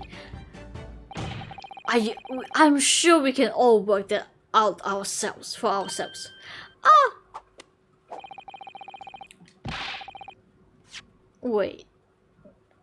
What was Runa's trying to say? A small door for cats to come and go as they please without their owners having to open the main door. Okay. But the cat lover's contrivance has no possible relevance to this case. Oh, really? Of course it doesn't. To start with, there's no cat flap in the pawnbroker's door. Not being a keeper of my cats, not being a keeper of cats myself. I'm afraid I fail to see what this has to do with the matter at hand. Perhaps it would help if I described this function another way then. This contraption is able to create a peephole in any door I can imagine, and you can imagine, in practically no time, like 1 second or something. I beg your pardon, a peephole, you say? 2 nights ago, we arrived at the scene only a minute after the murder of Mr. Windybank has taken place. That's right. Yes, the 3 of us were together. And it recently come to my attention that my assistant made use of this device at the time. Your assistant did what? There was a peephole in the storeroom door. And in the storeroom door, I can attest to that.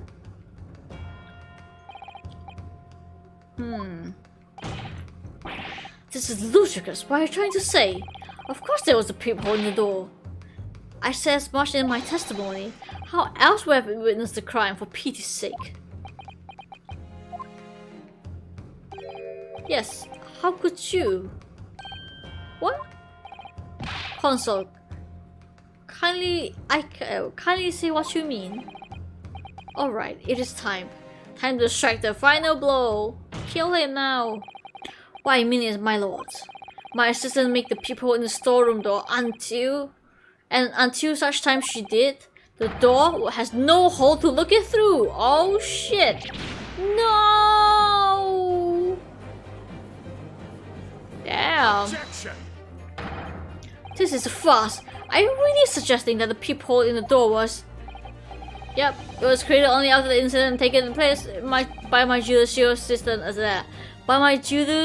assistant using this device. Your assistant tampered with the crime scene whilst being fully aware of the gravity of the action.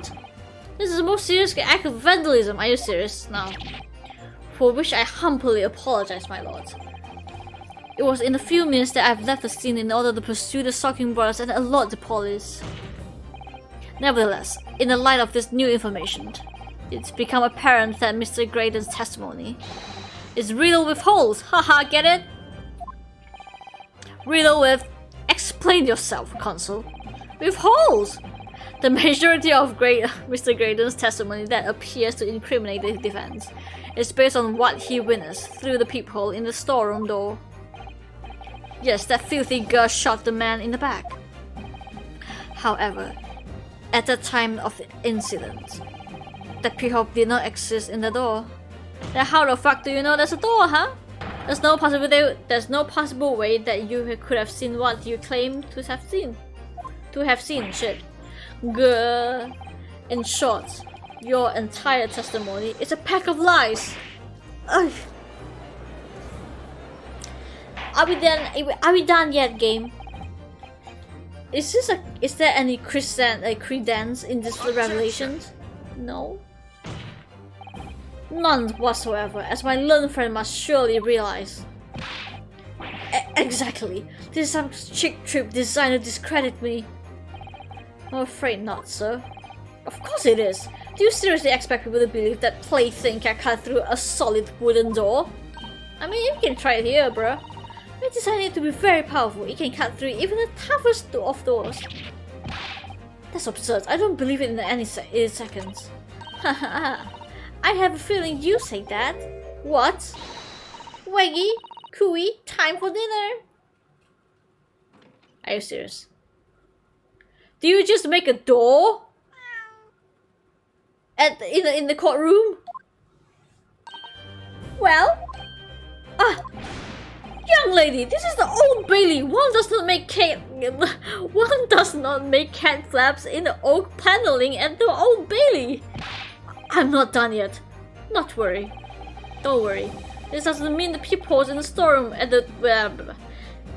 in the storeroom door, the windy bangs. You can tell that I'm very tired. Made by your machine. There's no way you can prove that it was. No, but it is easy. What? You wanna try this? The cat flaps on my cat flapper, my creator of freedom side blah. The dimension of the people's windy bangs are exactly the match. Ugh. Hee. All Silk is lost for words. Excellent work, Iris. Thank you. And now it's my learned student friend's turn to be lost for words, I feel. I believe your judicial assistant has already left the country for your Eastern Island home. Well, yes, that's true. Then you may have some difficulty to establish all of the facts. For the sake of argument, let's assume the peacock has dimensions that are perfectly fit for this contraction. In that case, when was the peephole cut? The prosecution demands proof of your answers. Oh my god, wait.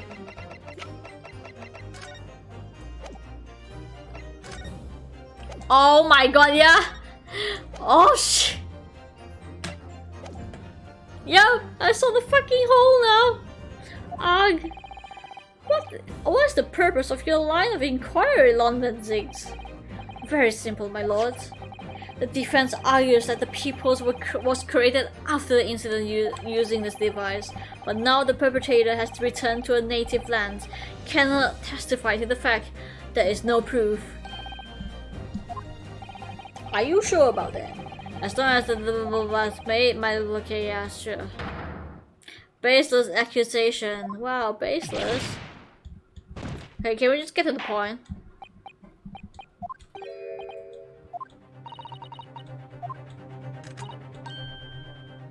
Yeah, whatever. I'm not gonna read this anymore. Yep, greatest assistant in the world. Whatever.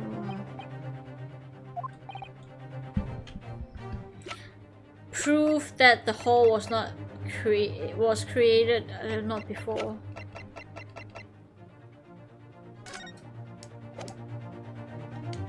This one. The defense believes this is all the proof the court should need. What? What the fuck do you mean by that? Shut the fuck up. Oh my god, the show before? Fucking this game sucks ass. Oh my god. This one! Fuck off. Fuck off, game. What are you? A print from a detective's infernal cameras again? Look at the fucking door. My judicial assistant, Miss Satomi Kotoba, is an extremely intelligent and capable woman. Oh, what the hell? That's so cute. Which is why I never had any cause to doubt that she would have considered the scenario and make sure I had the necessary proof. The necessary proof? Is this photographic print in the console? This print. Look at it. This. Yep. Also show the accused mercilessly up. Yeah, whatever. But more to the point. In the picture, the storeroom door in the background. Look at it. Let me see the print again. I don't believe it. It's quite remarkable. The door to the storeroom is completely devoid of peephole of any description. Ugh. Mr. Graydon. You couldn't possibly have witnessed the crime as you claim to have done. Because at the time it happened, there was no people in the door. No, in other words, your testimony is a catalog of lies. Ugh. Oh, is it going to break down? Oh. Damn, that was kind of weak. Order. I'm satisfied with the defense have substantiate substantiates its claim beyond any reasonable doubt. You okay? Bruh. The witness testimony was entirely fallacious. Whatever. That's not only the thing we know beyond all reasonable doubt. My learned friend's assistant's guilt can no longer be denied. The woman tampered with the crime scene. Okay, shut up. Really? But more importantly, good lord, there's more? Right? The defense may have established a reprehensible instead of perjury, but there's no proof that this man is the victim's killer. That's right. Yes, that's right. Really? I was there at the crime scene. It's true. I was shot in the arm. It's true. But that's all. Yes, in fact, if you look at circumstances, I am the victim here. Oh my god, really? I don't believe it. It stands out. I don't have any to prove this culprit. Are you serious? He still can't worm his way out, Iris. You know what they say? There's no point in locking the cat's door after the cat has bolted. Isn't it right, Bruno? What? One lie begets another. No, wait. That might have been a line I wrote for him in one of my stories. Well, no matter who said it first, you're right. Okay. Not only did you give false testimony to court, but the lies you told makes no sense. Make no sense? What do you mean by such remark? You said in your testimony. Reveals that you know something you shouldn't have known. In other words, there's fundamental inconsistency in your statement. What? Objection. Oh god. Explain this inconsistency.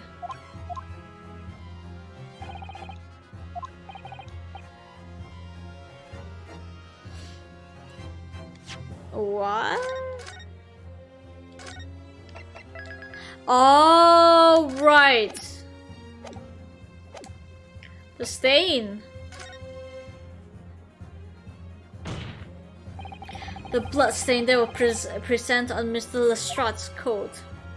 Mr. not Miss. Sorry. Miss, not Mr. That's right. The victim's blood spattered over her when she shot him. But you don't see it. How could you possibly know that? Obviously, because I saw her do it through the peephole in it. In the...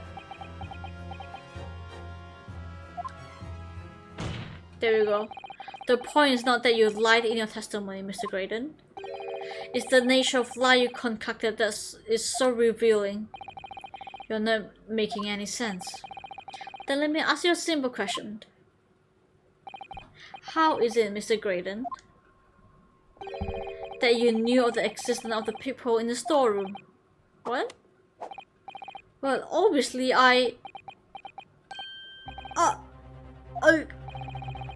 Has the cat got your tongue, witness? Wow, all the fucking cat pun.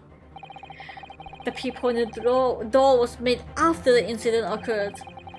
And once I returned to the shop, having failed to catch the burglars, Scotland Yard's investigator arrived immediately. Since that time, the police has been at the Windibank constantly carrying out their investigations. Isn't it right, Inspector Gregson? Well, yeah, of course.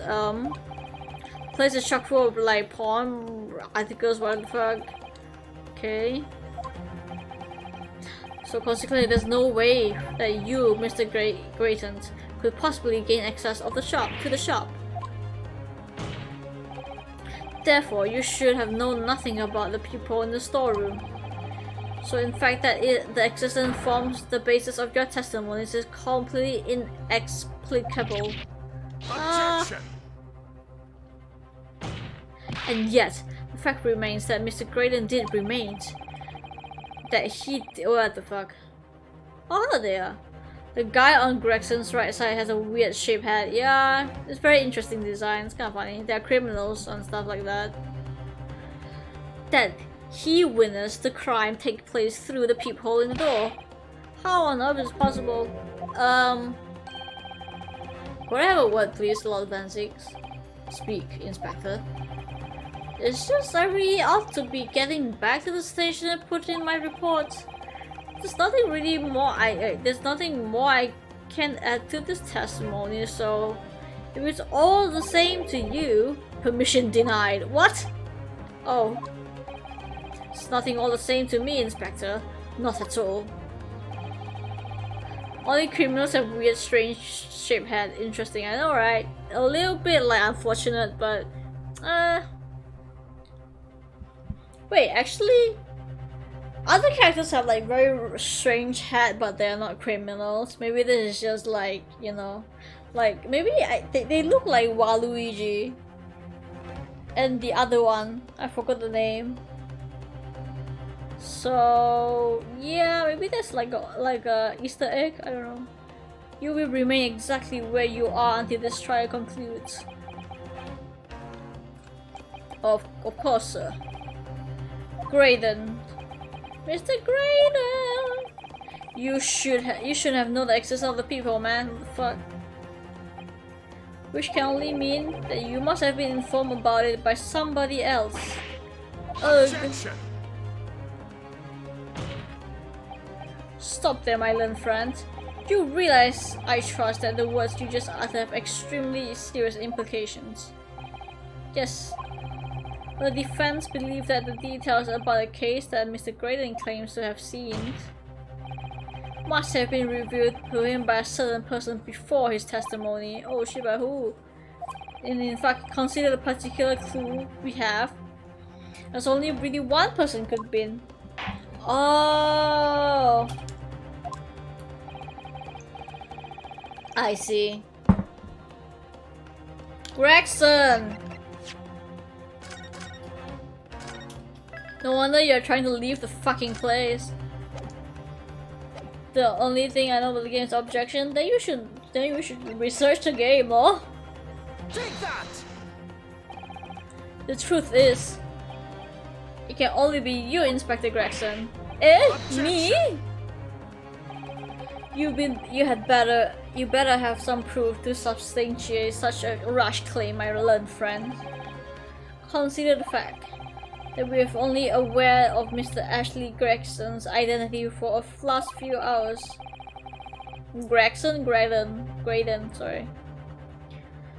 We learned of it only during the course of the trial today. Indeed, preparation for his testimony will make with okay. Yeah? No inkling that he will suddenly require to appear in court. Oh shit! Are you suggesting that in such time he was summoned? Yes, my lord. Until then, the reasonable to assume he knew nothing of the peephole. Uh-oh. It was only once Mr. Graydon was in the stand that he realized his position. He would defend himself against the accusation that he was the third intruder. You're suggesting that the court... It was while... fuck, I'm so stupid now. That it was while this trial in progress he received the information? So he committed perjury in order to save his skin? Yep. Exactly. The only person with knowledge in the investigation that he had any contact with is you, Inspector Gregson. What? I was summoned to his lordship chambers during the recess in any case. Have you forgotten that? Quite true.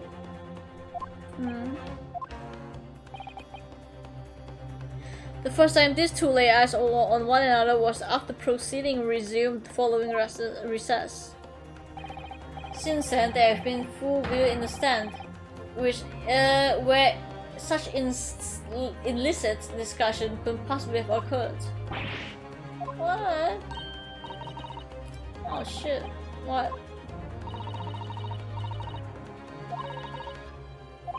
Oh yeah, they were like talking about stuff like that, right?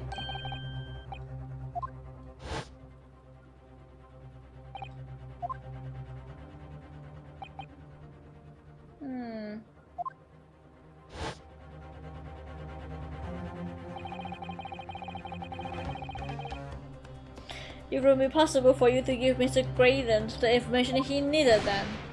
You little toe rag, you're making all this up. I'm a respectable Scotland Yard inspector, for crying out loud. Why would I do something like that? Why would I be giving confidential details to the likes of this bloke? Admittedly, you wouldn't have any reason to do something like that for no gain. But perhaps it was a part of a deal of some kind. Then you said it makes more sense. What deal, Consul? I wonder if perhaps in the exchange of details about the people at the crime scene, Miss Graydon decided to give a certain something to the inspector. The disc?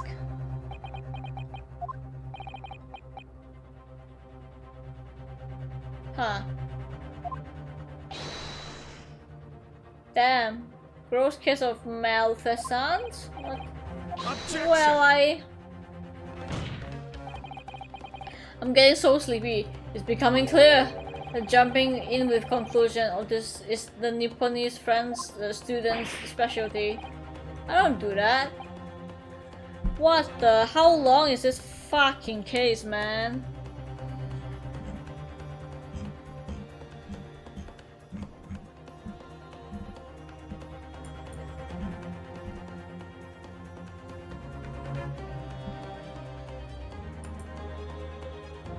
Good night, have a nice night. Good night. What? I'm not even going to read.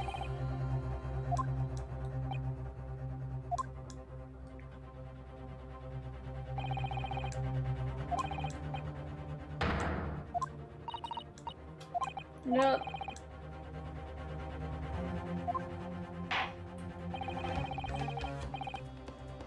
Okay. I'm done. Yeah, I'm kinda done. This is so lengthy. I mean, it's an interesting case, but I'm just very sleepy and tired.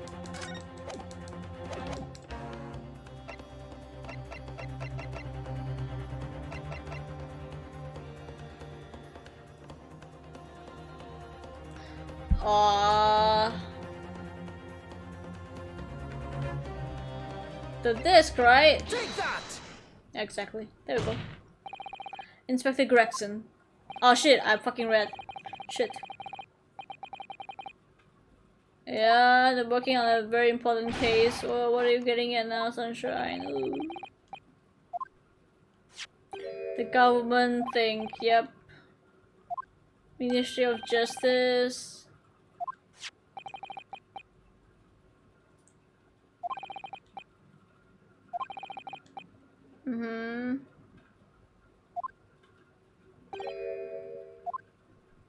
Whoa. So I put it to you, Inspector, trying not to recover the second disc coming from these secrets. Ooh, there we go, baby. You little I like this music. Whoa.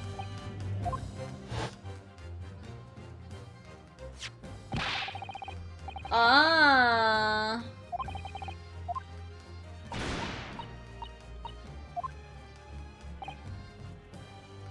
Huh.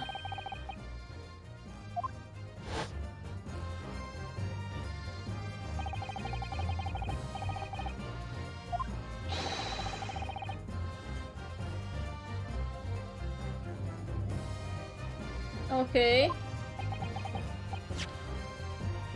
Ah. Recover the medium used to convey the secrets leaks from the ministry. And do it on the QT, strictly hush hush. Ah. Damn.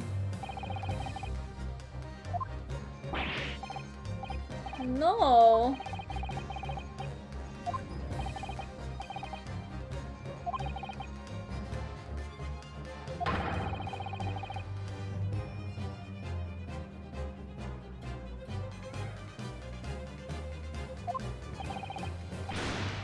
Shit, I almost fall asleep just now. Fuck. Fucking hell. To aid a bet, this man is giving false testimony. Fucking hell, I'm like trying to struggle. Shit, I'm struggling to stay my, like, to keep my eyes open at this point. Fuck! How long do I need? I'm pretty sure. Okay, you know what? I'll continue this. I cannot, man. I'm going to fucking pass the fuck out. Can't even press button. I was like closing my eyes. I was sleeping for a second there. Jesus Christ, I cannot do this. I'm sorry. I didn't even get to finish it. You don't have to finish today. Yeah, I know, but like, you know, tomorrow is Sunday. I want to like do stuff, but yeah, maybe tomorrow we could like just finish it. Cause I'm pretty sure there's like 2 hours left and I don't think I can fucking stomach it anymore. Not stomach, but like stand it, so. Very nice song though, so. Okay, I'll continue tomorrow around wherever I woke up, I guess, maybe around in the morning, 10 or something like that. So after that, I can just do my own stuff. So I will see you guys like tomorrow. Goodbye. Good night, actually.